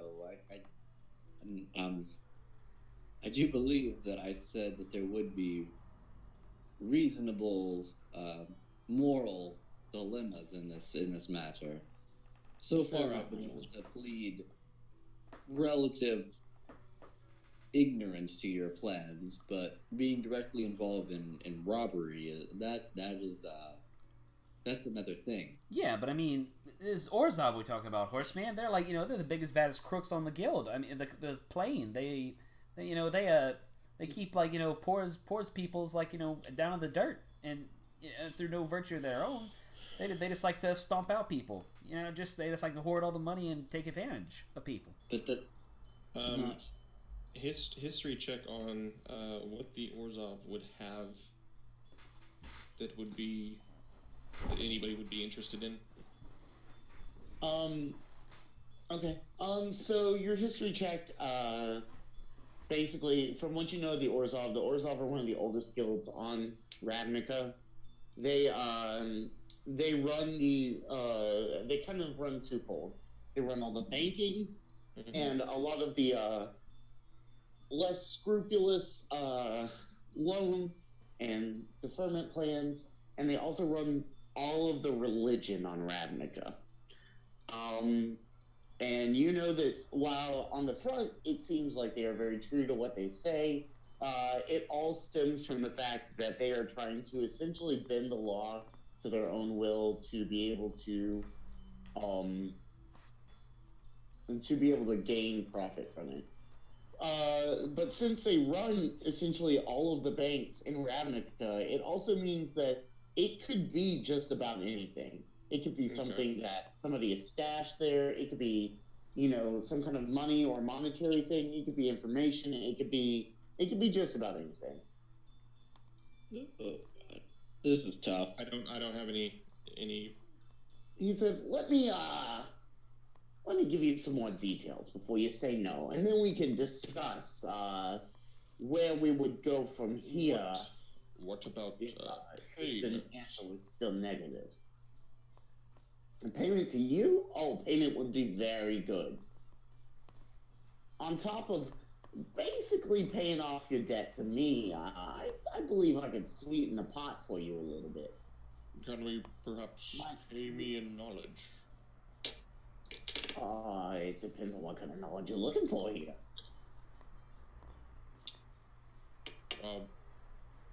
We'll wait and see. Hey, me, I'd like to bring a hammer to Karlov's face myself, like, for free, but I mean, yeah. I'm always willing to do work for some good pay. Yeah, Taysa Karlov, she's less of a problem that we have to worry about with this, and definitely up there, but could be worse. So the bank that you're robbing, let's start there. Kind of a big bank if you're thinking about it.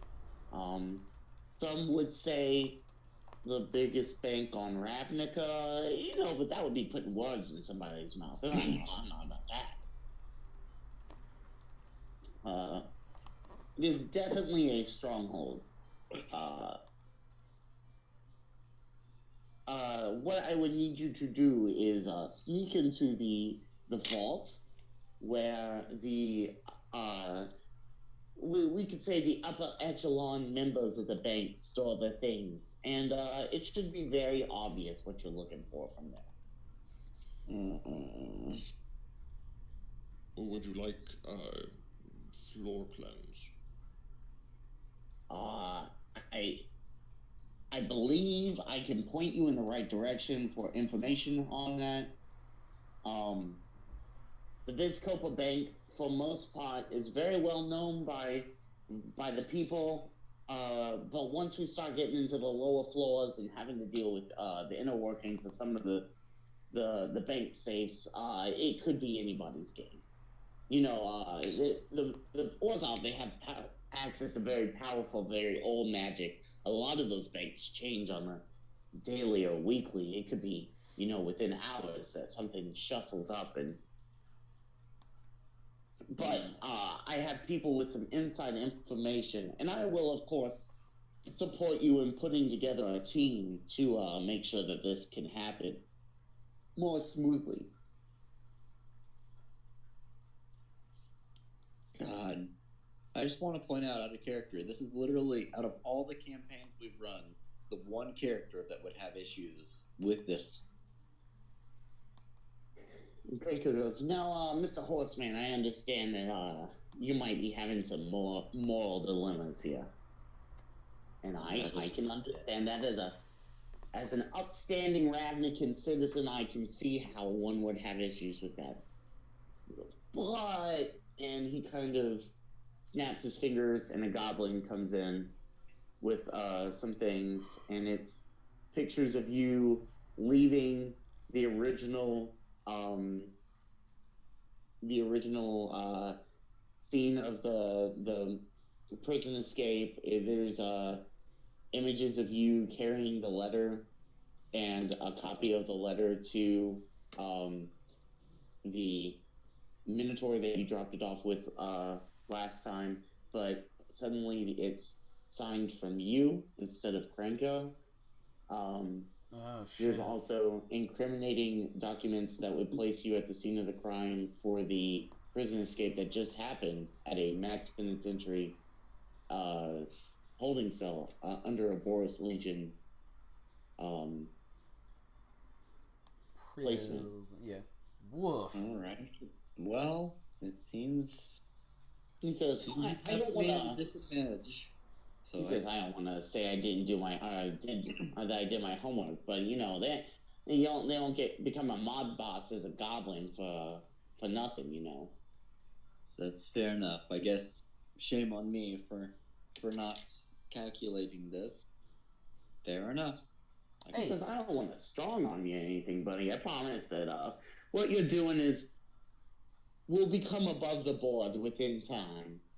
But you gotta understand that these aren't necessarily good people we're stealing from either. Yeah, no. If there's anyone who deserves getting robbed, it's the damn Orzhov. Yeah, right.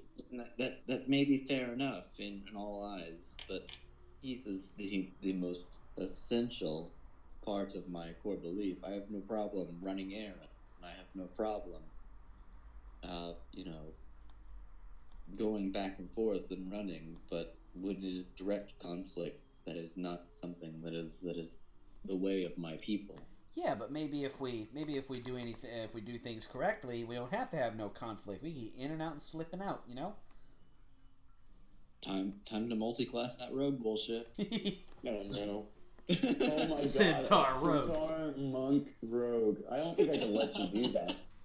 My friend, alright, so sidebar, a friend of mine, I was telling him about this campaign, and he said, you should make one of them roll up a Loxodon rogue. And I said, I will not do that, because there is no way in hell a Loxodon could be a rogue. It cannot be sneaky. It is a literal elephant.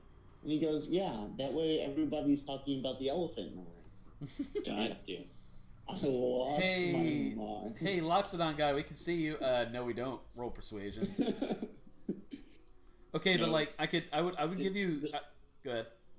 The Centaur rogue, he takes that level in rogue, and all he does is put pieces of cloth over his hoofs so you can't hear him.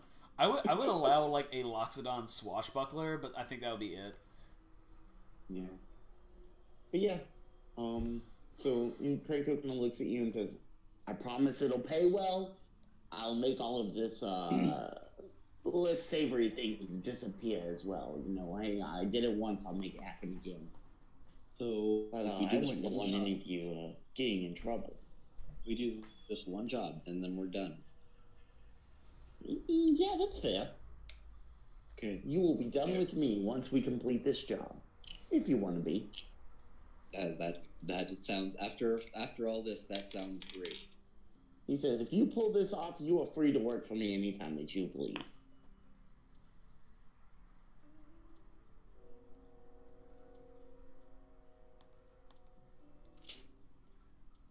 Vulcan, how do you feel about all this? That's loaded. I'm taking notes. Many notes. The horse hippie, horse hippie. I actually referenced him by name now because I have seen information that has made me consider that his innocence might be plausible instead of him being in cahoots with the goblin mob. Nax is ready to fucking go fuck the Orzhov. Nax is still screwed, by the way. Yeah, Nax was poor as shit before Krenko, and she's still kind of poor as shit.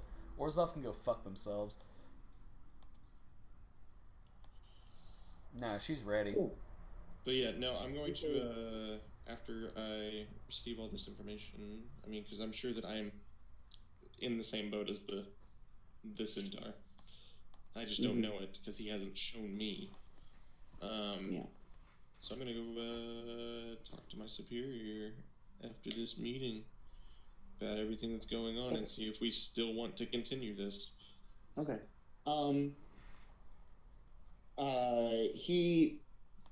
Kringle looks at you and says, well, if everybody's in agreement, then I believe the first place you should start is with my informant. If you travel down into the Undercity and meet her at the Riki Skiva, she will find you and she will let you in on the information that we have so far. Tits. Yeah, no, Nax is ready. He's like, with that, I'll leave you to your job. And I kind of ushers you out the door. All right, boys. Let's. If you guys want to prepare, we can pretty much take as much time as we want to before this. We will not complete this night. Tonight's just basically going to be set up for everything. I need to do some stuff with spells. We need to decide how much spells will cost. Okay. Yeah, I would definitely say that I need at least 8 hours. Yeah, sure. We can take a long rest. There are 4 spells, at least 4 spells, that I would like to have. Okay. Nax is We going can take a long rest. Everybody can go home and get some sleep and think about their lives. Yeah. No, Nax is ready. This is awesome. Then I need to talk to my freaking superior. Sure. Nax is going to buy as much like infiltration equipment as she can. I'm talking like ropes. I'm talking like grappling hooks. If they got like little suction cups or shit, then you know it. So where is Nax looking for this stuff at? Well, I take it that like stuff that could be branded as infiltration good would not be in the Transguild Promenade. Yeah, probably not. But I mean, you know, she's in town with Krenko's mob and stuff. This can't be that foreign of an object like class. Yeah. So there's definitely like an undercity kind of like underground market, and you go down there, and essentially Nax kind of just runs into a store that is selling almost gag items. It's actually run by a guy named X. It's just Luthier in a top hat and a mustache. This guy, he actually has not a fedora, but like an Inspector Gadget kind of hat on, and the big coat. And he's like, yeah, I've got just what you need here. And he shows you like an arm that like it's like an extendo arm. It shoots out and it's got like a claw on the end that grabs things. Oh fuck yeah! Like, you gonna give me a hook? You gonna give me a hook shot? It's kind of like one of those kids' toys. Yeah, I mean it's not well made. Oh. And it looks like it might be able to pick up like very, very, very light things. I feel like And then, I mean, like, not that intelligence is her strong suit, but like, can Nax maybe like wisdom save that this thing's a piece of shit? yeah, sure. Yay! I feel like that's a wisdom thing. Yeah. 5. Never mind. Yeah. So she has no idea. She looks at it and she thinks it's the coolest thing she's ever Oh seen. fuck yeah, she does.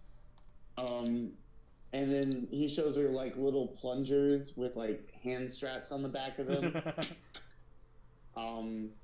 That like I guess if it was a very dry area and Nax she didn't weigh wasn't 50 carrying a whole lot, pounds.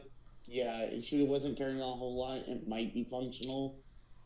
But like, only to a certain extent, and like, the best thing that he offers is a basic lockpicking set. Like, I mean, Nax will take the lockpicking set and the hand if she can afford them. he goes, yeah, I'll let it go for 150 zibs. Oh wait, no, I have that. Yeah. Yeah, no, sure, that's reasonable. She chucks it.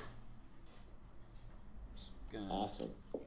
Yeah, so I got a. I mean, I think I already had I had proficiency in thieves' tools. I don't actually have them.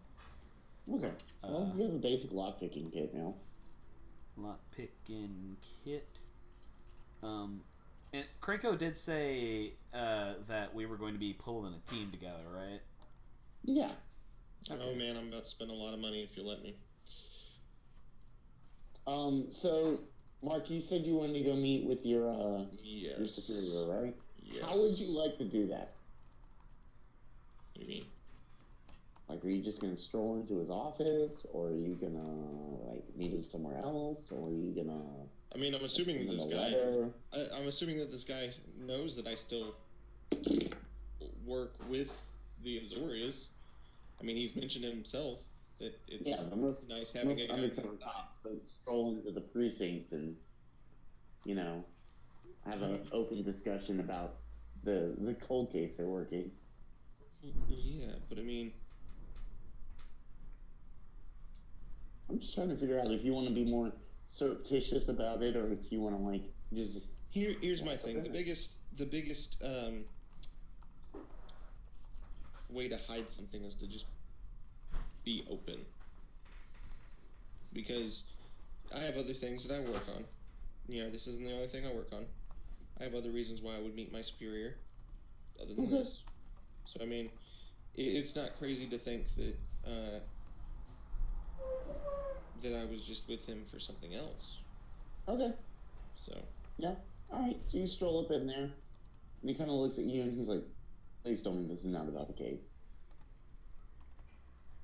It is. We couldn't have done this over drinks, or like a coffee shop, or somewhere where you're not standing in my office. Like, at least come in and shut the door and close the blinds. God, this is so secretive. Yeah. So I mean, I come in and close the blinds. You need to understand that literally nobody else knows. Because if my bosses found out about it, they would shut it down. And if anybody else found out about it, you would be at risk. That's fine. I need you to suspend me at the end of this meeting. Okay, will do. And I need you to forgive me for what I do at the end of this meeting. Okay. Okay, continuing on. So I tell him everything that's going on with the potential murders that happened. Yeah, he goes, well, I did read something about that today on a memo that came across my desk, huh? So that was y'all. Well, if the rest of this checks out, this could be very big for you. And then I tell him about the Orsov robbery. He's like, those damn Orzov. Always coming up here and asking for tithes and taxes, and man, we have been trying to stick something to them for almost a decamillennia. You know how long it's been since they actually slipped up? Well, we're stealing from them. Yeah, but like, there's a lot of stuff in that vault. If you really manage to get into that vault, there's a lot of stuff in that vault. It could even be stuff that incriminates some of them. Are you asking me to steal it? Not necessarily steal, but maybe just poke around some. See what you find. So You can always make copies of it if it's information and bring back copies. Copies basically just as good as the original. So you want me to continue? I don't see any reason to stop as of now. All right. Is there anything that you need to discuss with me, or will this be our last formal meeting? Like, as far as I know, as long as you don't get in too deep, I can still pull you out. Very well. And then I start yelling obscene things at as loud as I can, insulting the captain and his family, and telling him that I think the way that he runs this precinct is a joke, and that I very well think that I could do it better. His eyes are just really wide. He's like, is this what you meant by I forgive you?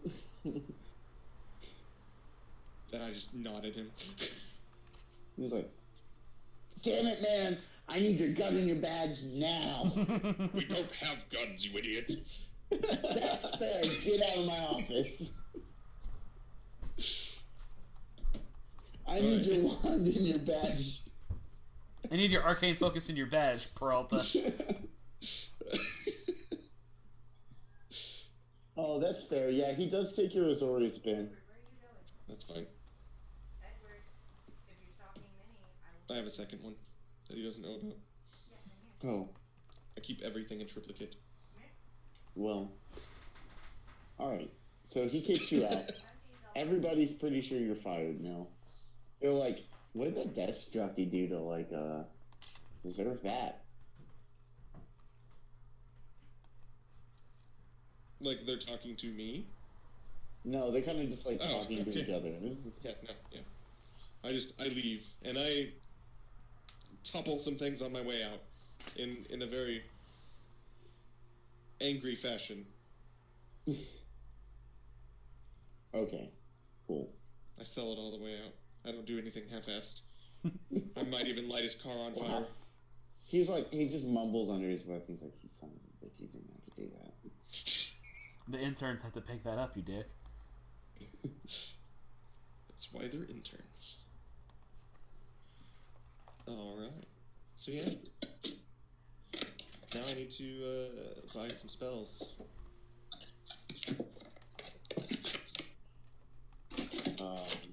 Cool. Nice. I think 5 spells to be exact. Okay. I just So need it to know depends on what kind of spell you're looking for. the spells are Alarm, Alter Self, Spider Climb. Where did the other ones go? Featherfall. Is that 5? Did I name 5 just now? No. Oh, and Knock. Knock? Yes, and Knock. Okay.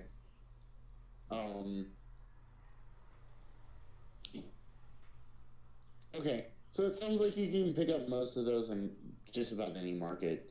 If you head back to the promenade, there's probably some Simic people selling some evolution potions that would give you the spells for some of those, and then probably some Azorius people who have some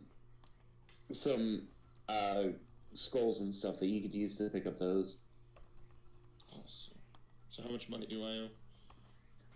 It's probably going to be pretty expensive, just because, like, buying magic scrolls, you know, magical items just tend to cost a little bit more. A lot more work is done, and you're essentially buying people's other people's, like, research and stuff. So we'll say, like, 400 zibs.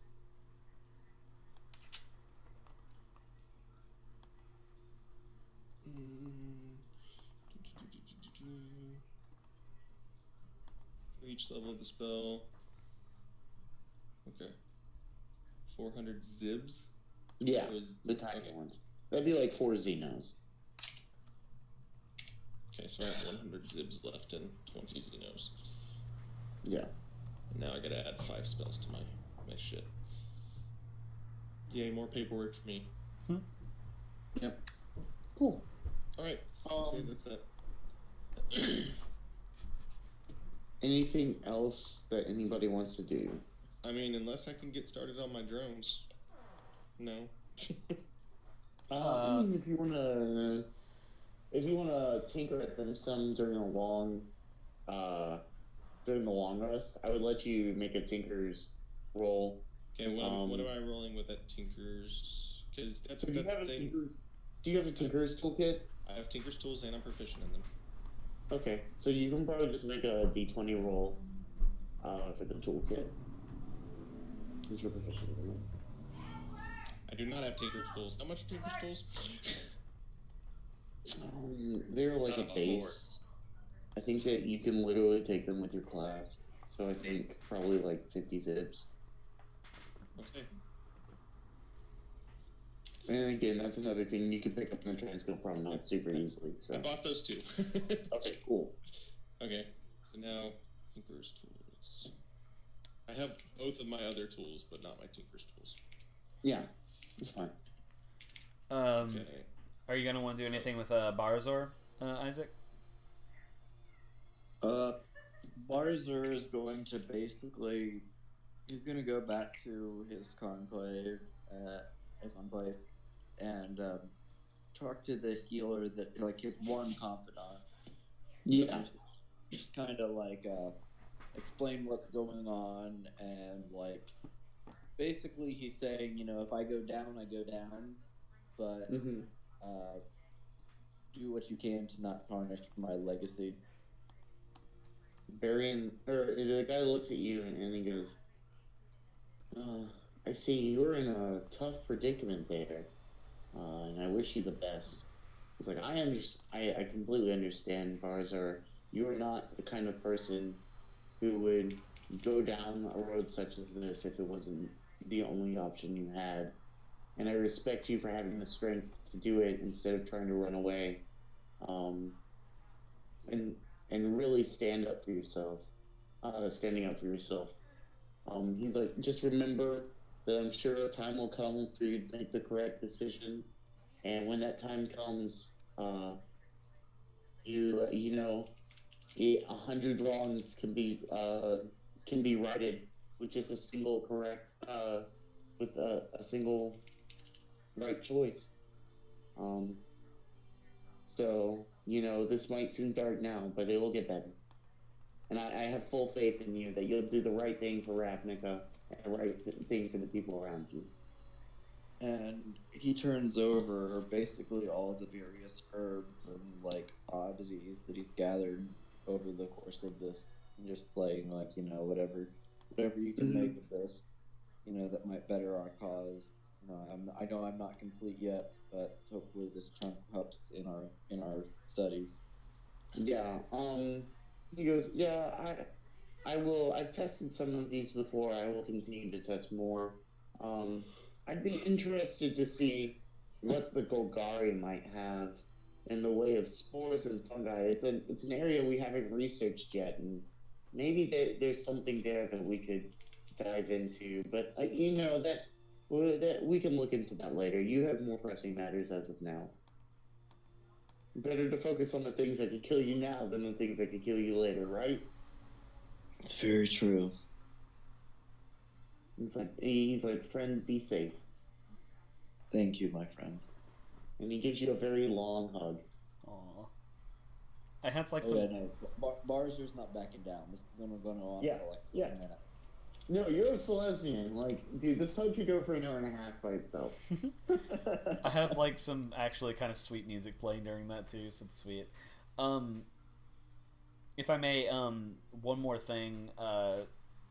As far as gathering a crew for the heist goes, Nax wants to talk to Krenko about seeing where her old buddy Daz went, and seeing if maybe they can get him on this if he's still alive. Sure. So you go and talk to Cranko, and Cranko goes, oh, Daz. Where have I heard that name before? He works for me, right? No, he was a buddy of mine before. Well, I mean, it was really early on in my involvement with yous. You remember whenever I was still kind of an independent mark, and I almost got tossed in prison for life, and kind of made Daz take the whole fall for me.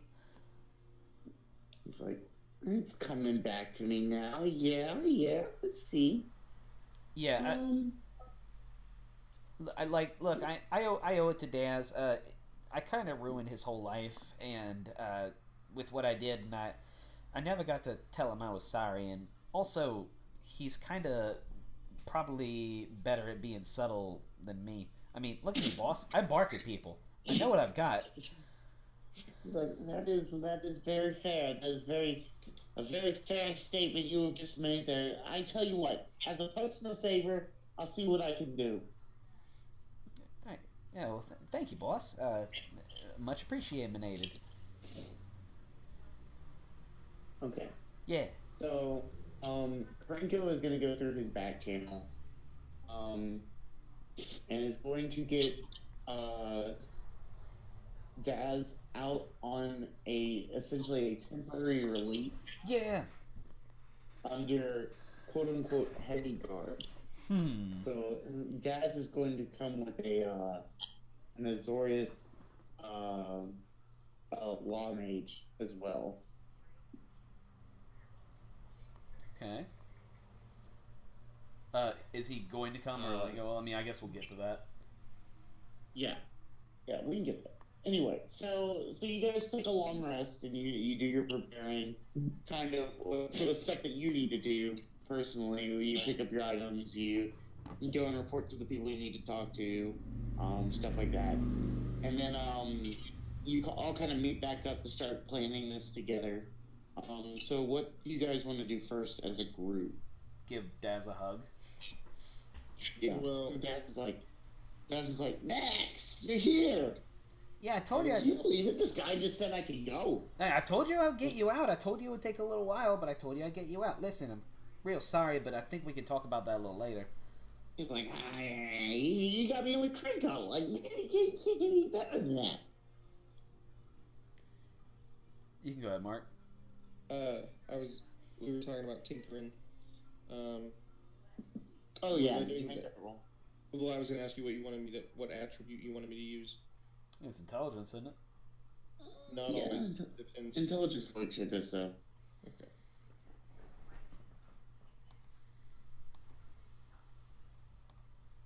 Okay.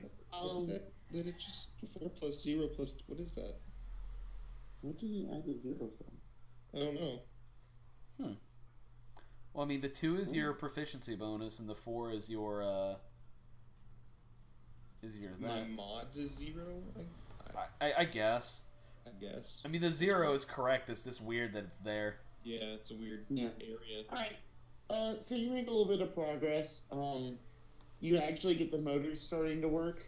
So now it's a matter of getting everything connected, and then trying to figure out what kind of functionality you want the drones to be able to have. And while you're doing some reading and some light research, because Thopters are fairly new to Ravnica, you hear about this guy who's kind of an up-and-coming Azorius star. Not really, you could never find a name. People just kind of through your channels and everything you do, you just kind of hear this guy who's very quickly rising to the ranks of the Azorius, who apparently is just a master with Thopters. He just really knows what's going on. So maybe one day you can get in touch with him and maybe trade some notes or something like that. Maybe after my suspension. Yeah, he's apparently he is just he kind of introduced the technology, and it's just he's advanced it much quicker than people thought it was going to. And And it started. There's even rumors of it getting picked up by the Azorius for use for like monitoring and stuff. So, Gotcha. good news, I guess. Yeah. Anyway, yeah. So you guys are kind of all hanging out, just in like a local coffee shop, trying to look as discreet as possible. What would you like to do first?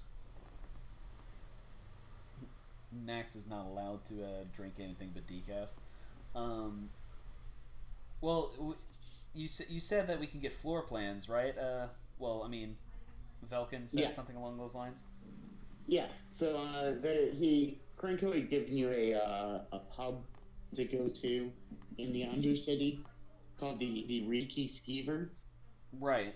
Where where you'll be able to meet one of the informants who will be able to talk you through kind of some floor plans and some ideas of what you need to do. Yeah, then should probably go over there first and get our maps and such straight, right?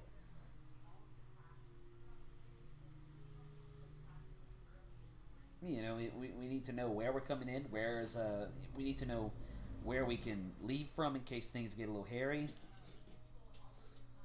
Daz goes, yeah, that sounds a good idea to me.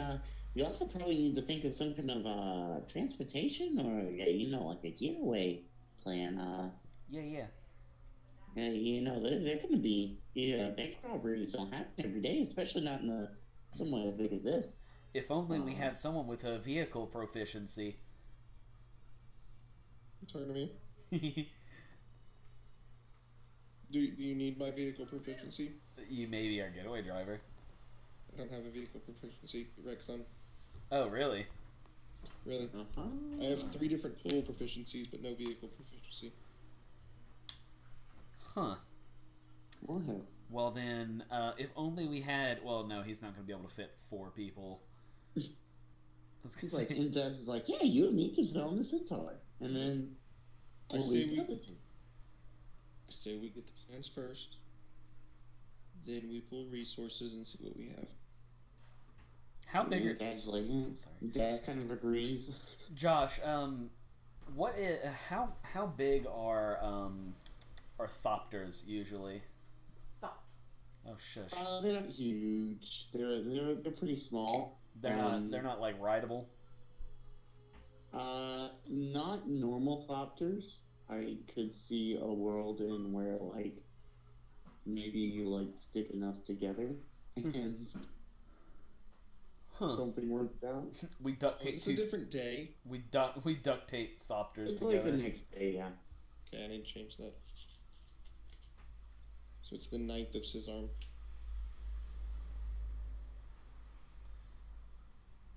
Yeah. So, I mean, okay. He's like, Daz is like, transportation not a big enough distraction that we can get away in the ensuing storm. Yeah, no, nothing bad about having an exit strategy.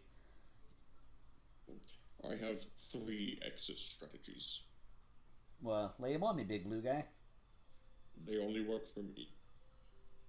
Well, then that doesn't help us very much, now does it? It helps me. Right, okay, so you're being absolutely no help whatsoever. Daz, well, I mean, yeah, with Horse Guy right here, could carry both of us at the same time. I've seen you move, guy. You're not slow. That just leaves the question of what we gonna do whenever we're in there. But yeah, we should get the plans, the floor plans. Okay. So I'm hearing get the plans. You guys just want to go ahead and go straight to the bar then? I mean, that's what I'm saying. I don't know about I'll everyone do else. riddles take to cast because I'm picking my spells. Give or take like 10 minutes. Most of them are 10 minutes. Holy shnikes. Yeah, we're not doing that. Continue. Okay. So you guys head to the Undercity. It is very sketchy looking. You know, like if Franco's hideout is in like, like a back alley kind of speakeasy type thing, then this is like, you walked into like a saloon in the Wild West, and everybody's heads turn and look at you, and there's like people missing eyes and like teeth, and like everybody looks like they like their names like Crimes Johnson. And one of them's like, I don't like you. He doesn't like you either. Sorry. Exactly. Yeah. One of them offers you death sticks. Yeah, that kind of thing. We're under a very shady-looking bar. Everybody that's giving me sort of stink eye as I mosey my way through to the bar. Yeah, what are you saying? This place looks great. So specifically, Vulcan, you noticed that you were the only Vidalcan in the room. And people have taken very keen notice of that. Interior monologue. I feel as if I should spit on someone or punch someone or do something to get these people to believe that I am a thug. What do thugs do? Interior crocodile alligator. Mark. What? I'm not gonna... He just grabs someone and punches them, and it's like, hey, dude, you can't do that here. Please don't make me draw a bar fight in the middle. Hey, man, you can't do that here. This is a chill bar, man. We're here to like drink and like be chill. What are you doing, man? Yeah. I do my best gangster act. This is interior monologue, so you heard Gangster. Yeah, So Isaac, you notice that there are a couple other... 20 on performance check to act like a gangster. Oh yeah, so you absolutely have swag. You let your pants sag a little bit to the right. You have a Crips flag hanging out of your left pocket. Whoa, dude. They question it a little bit at the beginning, but then like you walk up with such confidence, and you look at the bartender and just demand a drink and throw it back, and everybody's just kind of like, okay, whatever. Maybe it's just kind of an oddity at this point. Barzar notices that there are other centaurs in the bar, but they all look much meaner than he is, and very clearly not Celestia. Like, these are some brutal big boys if you've ever seen them. Alright, he's gonna kind of give him the nod, trying to blend in. Like, Yeah. he's not gonna approach him by any means, but he's gonna give him the, hey, what's up? There is a healthy level of centaur respect, centaur and centaur respect on Ravnica. Kind of like a birds of a feather flock together thing. So they give you a nod back and kind of just look away. They just notice you as well. So you guys kind of come in and find a seat, and you're there for maybe 30-ish minutes at a table, kind of off in the corner, when suddenly a woman in a cloak comes up and grabs a chair and has a seat with you. And she looks at all of you and goes, well, from the look of this ragtag group, I would guess you're the group that Crikey sent. Yeah, that'd be us. We're here from the boss. Mm-hmm. She goes, well, I'm your informant, and I'm here with information, I guess, for you. If you're really dumb enough to go through with this plan. Crazy, and it's just another fancy word for brave, right? If you say so. She introduces herself. Her name is Kana Azari. She is a human member of the Demir Guild. Very, very clearly Demir. Okay. Dark clothing, blends in very easily, kind of slips in and slips out. Kana Azari. Azari. And you said Demir? Uh-huh. Demir in yeah, so she very clearly, very, like, surreptitious, kind of background, looking person. Not it does not stand out very clearly in a group. Well, that's Guildist, Josh. And just has a ton of it looks like she is carrying a ton of secrets. Like, just looks like a sketchy person. I would like to learn those secrets. I wanna know. I'm just imagining Tarzan now, but Vulcan is Tarzan, and he slowly learns how to be a thug from Kana. I wanna know. It's pleased to meet you. My name is Vulcan, and Kana's over here. Kana. Yeah, Kana. She actually just kind of looks at you and rolls her eyes and goes, "Oh, the Dawkins, I can't stand him." So I'm surprised that he's using his own name. No, that was out of game. That was the joke of. Yeah. Yeah. No, I would no. My name is Random Name Generator. Oh, okay. I'll call you Rando for short. So she looks at you and she goes, "So I guess you're looking for information on this bank, huh?" Yeah, we need like floor plans and such, maps. And she goes, "Well, I can help you with some of it. Mostly I can get you in, but getting out you might have to figure out on your own." And she kind of lays out a tiny piece of paper that unfolds into maybe a 8.5 by 11 layout of the entrance to the bank. And she goes, "This is the Vizcopa Guild Bank. It is the most notorious bank on Ravnica, not only for its wealth and number of patrons, but also for its security." And she kind of waves her hand over it, and the picture melds away and turns into a new picture. This one of a top-down floor plan of the inside room, or the first main lobby area of the bank. She Will says, I be able to quickly sketch these as she goes? "Yeah, you could probably make rough drafts. Obviously, you're not going to be able to get super details, Gotcha. but she's basically showing you layouts and stuff." Okay, so I do my best to get Yeah. some sort of sketch of them. Yeah, and she looks at you and she goes, "Yeah, the inside of the bank essentially serves two functions. On one half of the bank side is the bank, the other half is the church. They are directly connected. You cannot get into one without going through the other." She says, "That being said, the religious side should not wholly affect what's happening here." She's like, "There are a lot of devout, crazy people in the guild. Just know that you're going to have to watch out for them while crossing." She says, "Now the problem isn't the main area where this is the lobby where everybody is allowed. The problem is getting into the vault itself and getting access to that vault."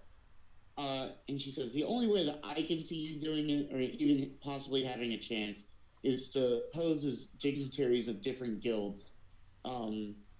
People of a high enough stature that you can get into the lower vaults, but a low enough stature that people don't look at you and call you crazy for saying that you're Tajik." I mean, I could be. Well, Tajik is one of the main leaders of the Boros. Yeah, I mean, I could be. Literally cannot. You're a Vidalcan. He's a human. Alter self. Well, she says, "The other thing we have to plan is how to make sure that you get in there without them realizing that you're not who you are, which means that we need falsified documents, we need clothing, we need supplies to prove that you are who you are, and we need to make sure that they don't walk into the bank at the same time as you." Do we have the feature in this game of I know a guy? Be very careful about how you answer this, Josh. It depends. If we were going to do that, I would like them to be submitted before we start the before we start playing, so that they can get vetted. Mine's not gonna be like super crazy. I want to know a criminal that, like, you know how in all those cop shows there's that one criminal that always hates seeing this cop, but the cop always goes to for whatever stuff he needs. Yeah, you see, yeah. So I need to find a guy that could get us some stuff. Okay. And Connor's like, well, I should be able to supply you with some more materials too, and maybe point you towards some people to help. But you're going to need people to watch out for you and be able to communicate with you across the way, which means you probably need a precognitive mage. That sounds difficult. Well, they all work for the Azorius. So finding one that is lowered their standards enough to be able to help you might get a little tricky. I don't know of anybody in the Azorius that would help me. You don't have somebody there who is completely convinced that you're there and who has access to the vault with the key, then this is going to be a no-go. The only people who have access are going to be the pontiffs that are working in the bank at the time. So you will have to either bribe or convince or find a way to have one escort you where you're going, and then find a way to deal with them once you're in the vault. Hey, you went from 0 to kill real quick, didn't you? I'm in thug mode right now. You're right. I don't know how to turn it off. She looks at you and she goes, "I've already been briefed on you. You don't have to front in front of me." this is like, Vulcan. I do my homework. This is just Vulcan now, though. This is Vulcan. It's thug mode Vulcan. I'm imagining Vulcan as the guy from Brooklyn Nine-Nine. Peralta? No, not Peralta. The captain. Oh yeah. Good.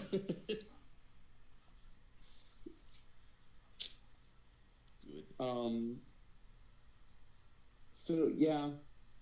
She looks at you and she's like, "You don't have to front in front of me. We're gonna talk about this straight up, and you'll stop cutting corners and acting ridiculous while I walk with all the information that I have." And she looks at you and very clearly states, "And I will take back the information that I've given." Ooh. Very well. She said, "It's good. Now that we understand, we can continue on. Like I said, you'll need somebody to get you in the bank, into the vault itself. How you do that is up to you." She says, "Now, that's the easy part. Mm-hmm. Now comes the hard part." She says, "Each bank vault below a certain floor has rotating locks." And she puts locks in parentheses, like air quotes, that change on a randomized timer. So I have no way of telling you through, rumor has it that there's some kind of security system, some kind of magic security system that after a certain amount of time triggers. So if you accidentally trigger that security system, you will have the Azorius and the Boros all over you in a heartbeat." She says, "And that's if the Orzhov leave enough of you left around for them to clean up." You know, I'm starting to think that we might have not been the best choice for this. I am the perfect choice for everything. Yeah, sure thing, big guy. She says, "Listen, I told you, this is a fool variant. And the fact that you want to try this must mean that it's big. So I'm willing to help you as much as I can. I'm not stupid enough to set foot in the bank on my own, but I'll supply you with everything you need."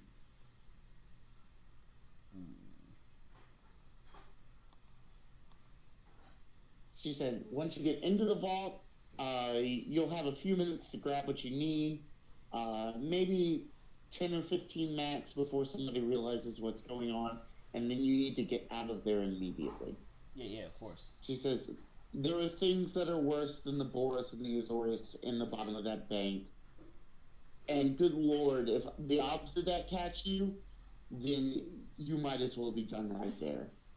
She says, if you see a ghost in the bank, run.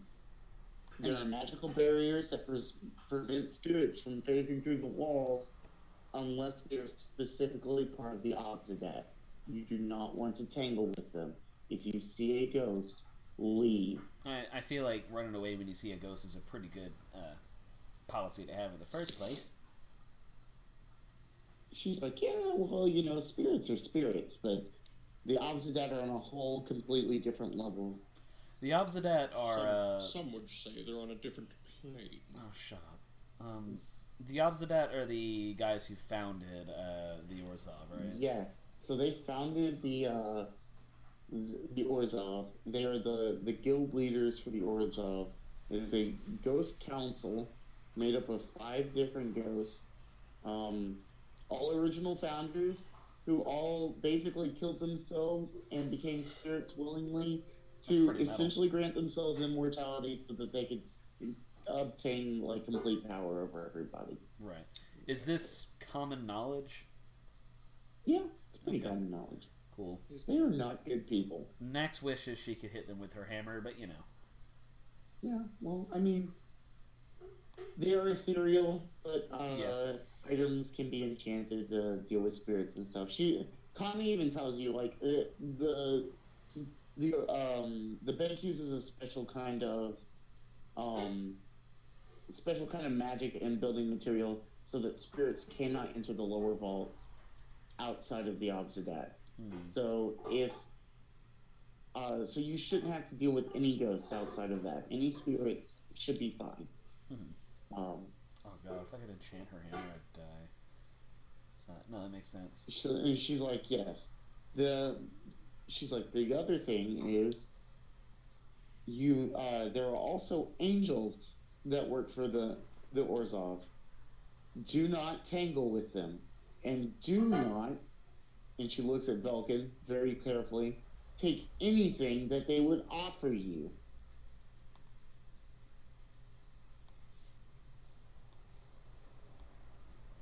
She's like, if the Obsidian run are the greedy, bigoted, old, crotchety men of the Obsidian are running it simply for gain, then the Death Pact Angels are the one running it for religious power. They run all of the religious sects.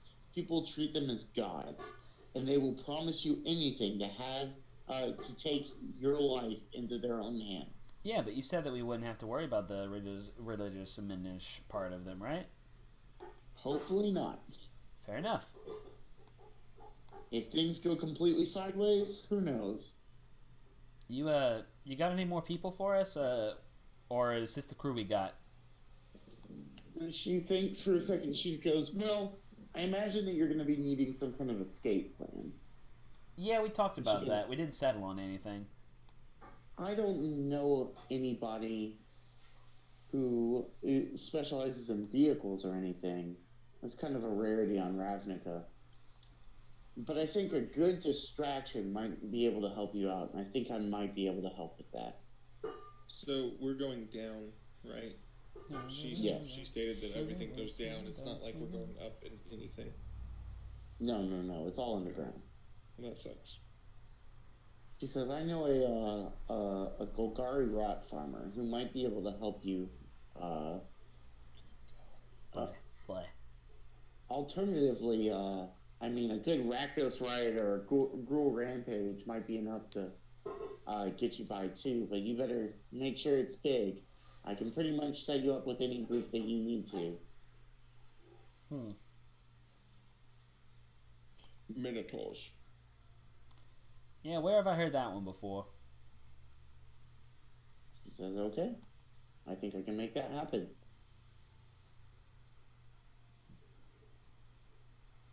She goes, so she looks at you and she says, now, are there any questions about anything? I think we're gonna need a little bit of time to prepare before anything. And She says, I do have some suggestions. yeah, please. As you go into this. She says, the first thing you're going to need are disguises. Luckily, as a Demir agent, I might be able to put you in touch with somebody who could make that happen. His name is Lufir. Sorry, I only associate disguises with Lufir now. Listen, if I could make Lufir a planeswalker, I would. I bet you would. I would. Technically, you 100%. can. Yeah, no, technically it's possible. Faerun's a plane. It's owned by Wizards. Yeah. I guarantee you one day they're going to decide, you know what, fuck it, and they're going to put Faerun as a, I don't think they are because they made Zendikar. Zendikar is like their D&D plane. Yeah, they can figure it out. Also, Zendikar's lame. Yeah. Anyway. Is somebody messing with dishes? That would be Emily. Okay, I was trying to figure out what's going on. No, I kept she. pulling my headphone off to see if my dogs were doing something. No. She's like bleaching stuff, and I hate the smell, so I'm holding up a candle to my nose. Because you can't have the whole front of the house. She all says, day. I would also... I just wish you could like bleach stuff at a different time. I've been waiting all day. All right. She says, I would also see if I couldn't find somebody who specializes in spirits as well. Maybe somebody who can enchant some of your weapons just in case. You can never be too careful.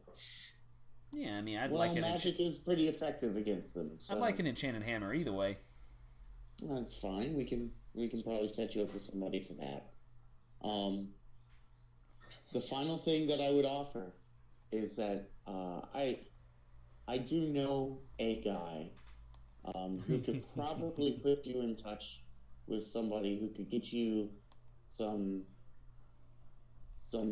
items that would make convincing someone much easier to do. She says the Golgari have some very weird and contrived fungal spores that they use, and some of them have been rumored to essentially work like truth serums or maybe even mind control.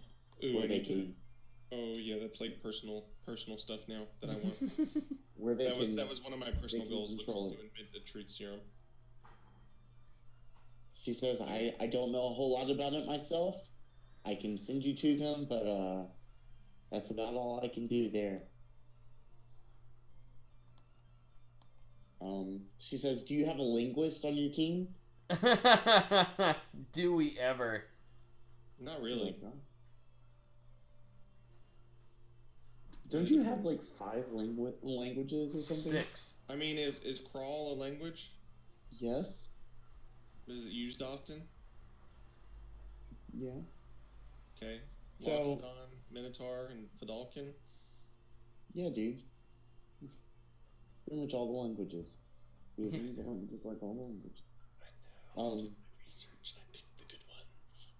Yeah. She's like, finally, you might want to bring a small offering. Something with relatively 3 feet tall. Bark. Bark, bark. she's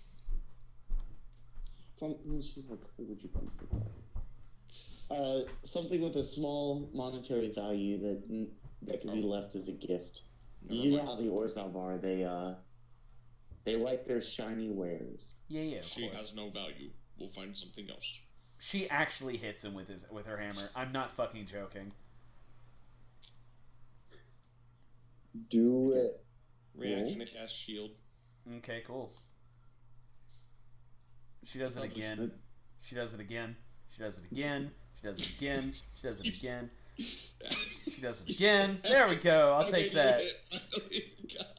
And she's gonna use Fury of the Small. So add 4 damage to it. No, but really though, she will jab him with the base of her hammer.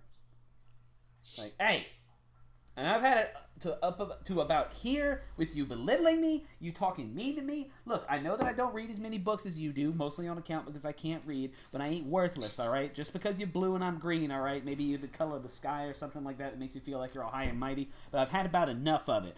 And whenever we're done with this, I have half a mind to take your ears and just, like, do Vidalcan have ears? I don't care. I'm going to take your head and I'm going to shove it so far up your rear end, harder than you already have it up there, to where you won't be able to breathe for the next week. You hear me?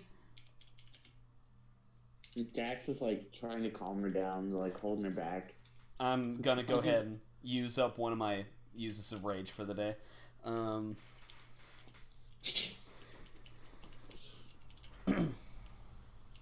she sits down after that. Kana just kind of puts her head in her hands and she goes, "Oh, they're so screwed." Yeah, we are. I should have, like, drove her knife into his, into, like, his hand or something. I mean, you basically attacked me for a solid minute, so... Yeah, you know. That was mostly a joke, but she did, like... Yeah.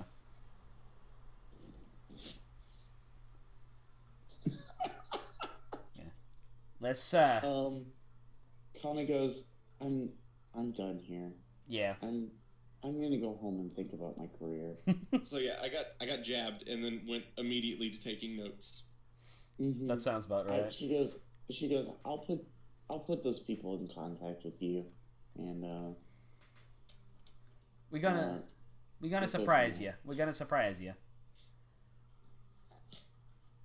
she's like, "Sure, okay."